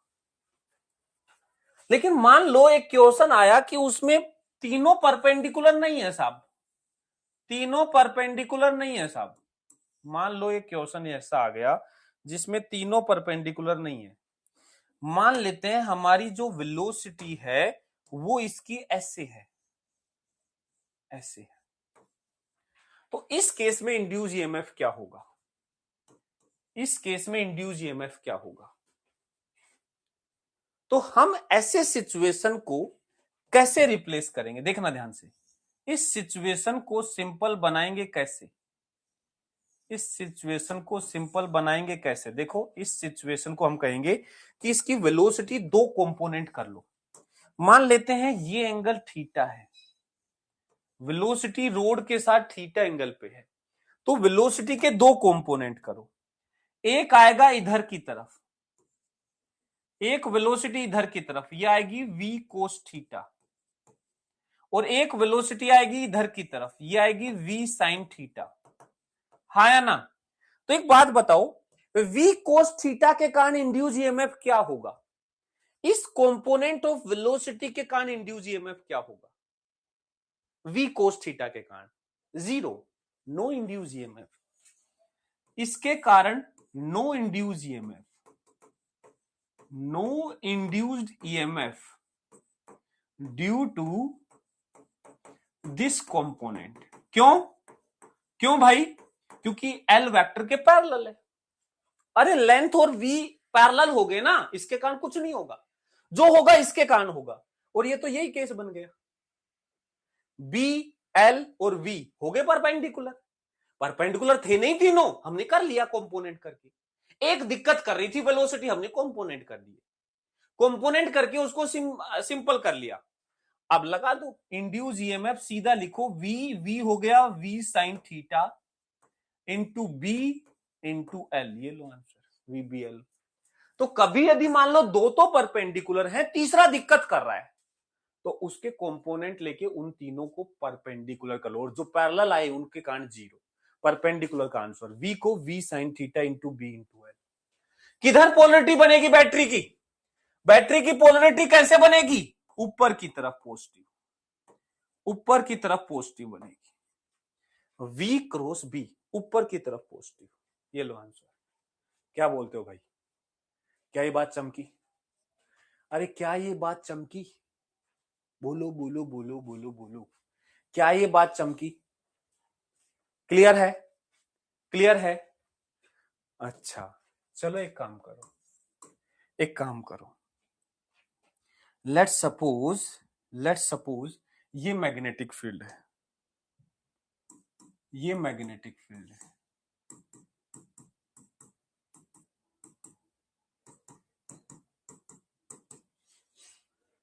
यहां एक लूप रखा है, ऐसे ऐसा लूप रखा है, ऐसे रैंडम शेप का, या ऐसे नहीं रखते, चलो सर्कुलर लूप रखते हैं, सर्कुलर लूप रखा है,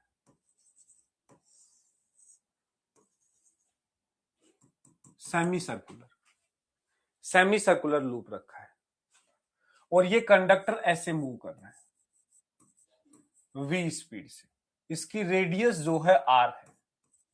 इंड्यूस ईएमएफ बताओ, इंड्यूस ईएमएफ बताओ कितना होगा? शाबाश। What will be induce EMF? What will be induce EMF? तुम क्या करोगे, तुम बताओ क्या करोगे? इसको रिप्लेस करोगे एक सीधे वायर से, हाँ या ना? सीधे वायर से रिप्लेस करोगे, और ये वायर चल रहा है इधर की तरफ साहब। इंड्यूस ईएमएफ जीरो, जीरो, क्योंकि लेंथ वेक्टर v के पैरेलल है, अभी बताया, जब दो vector parallel induce EMF zero. Same question है, कोई चेंज नहीं है, सेम क्वेश्चन, थोड़ा सा एक चेंज कर देते हैं, थोड़ा सा एक चेंज कर देते हैं, इस बार इसको इधर चला देते हैं, इधर चला देते हैं, इधर तो चल ही रहा था, सॉरी सॉरी, इधर नहीं, इधर चला देते हैं, इधर चला देते हैं। अब क्या आएगा, अब क्या आएगा? तो इस बार जो लूप इसको वायर से रिप्लेस करोगे वो ये वाला वायर होगा, ये वाला वायर, ये वाला वायर, और ये ऊपर चल रहा है ऐसे, तो इंड्यूस ईएमएफ आएगा, कितना आएगा? आएगा VBL, V हो गया V, B हो गया B, और L हो गया 2R, VBL, VB into 2R। किधर की तरफ? पॉजिटिव पोलरिटी, पॉजिटिव पोलरिटी किधर बनेगी? V cross B, V cross B उधर की तरफ ऐसे बनेगी, जो बैटरी बनेगी उधर पॉजिटिव बनेगी, उधर पॉजिटिव बनेगी। हो गया, हो गया सोच। क्या बोलते हो भाई? बोलो बोलो बोलो, क्या बोलते तुम? हे क्या बोलते तुम? हे क्या बोलते तुम? हाँ चलो ये करो, शाबाश, ये करो। हाँ हाँ हाँ हाँ हाँ हाँ हाँ, ना ना ना ना ना ना ना ना ना ना ना ना ना ना ना रे, ना रे। हमारा 1/4 लूप है, 1/4 सर्कल,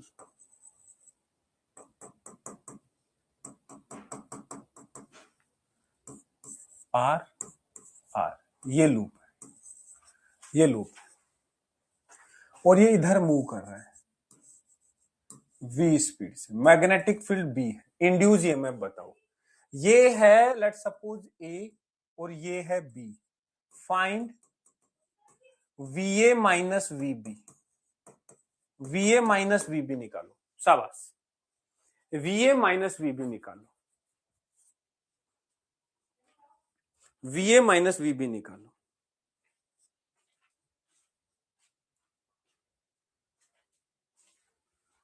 VA माइनस VB। तो एक बात बताओ, इसको सीधे वायर से रिप्लेस करोगे, वो वायर कैसा लोगे? सीधा वायर कैसा लोगे?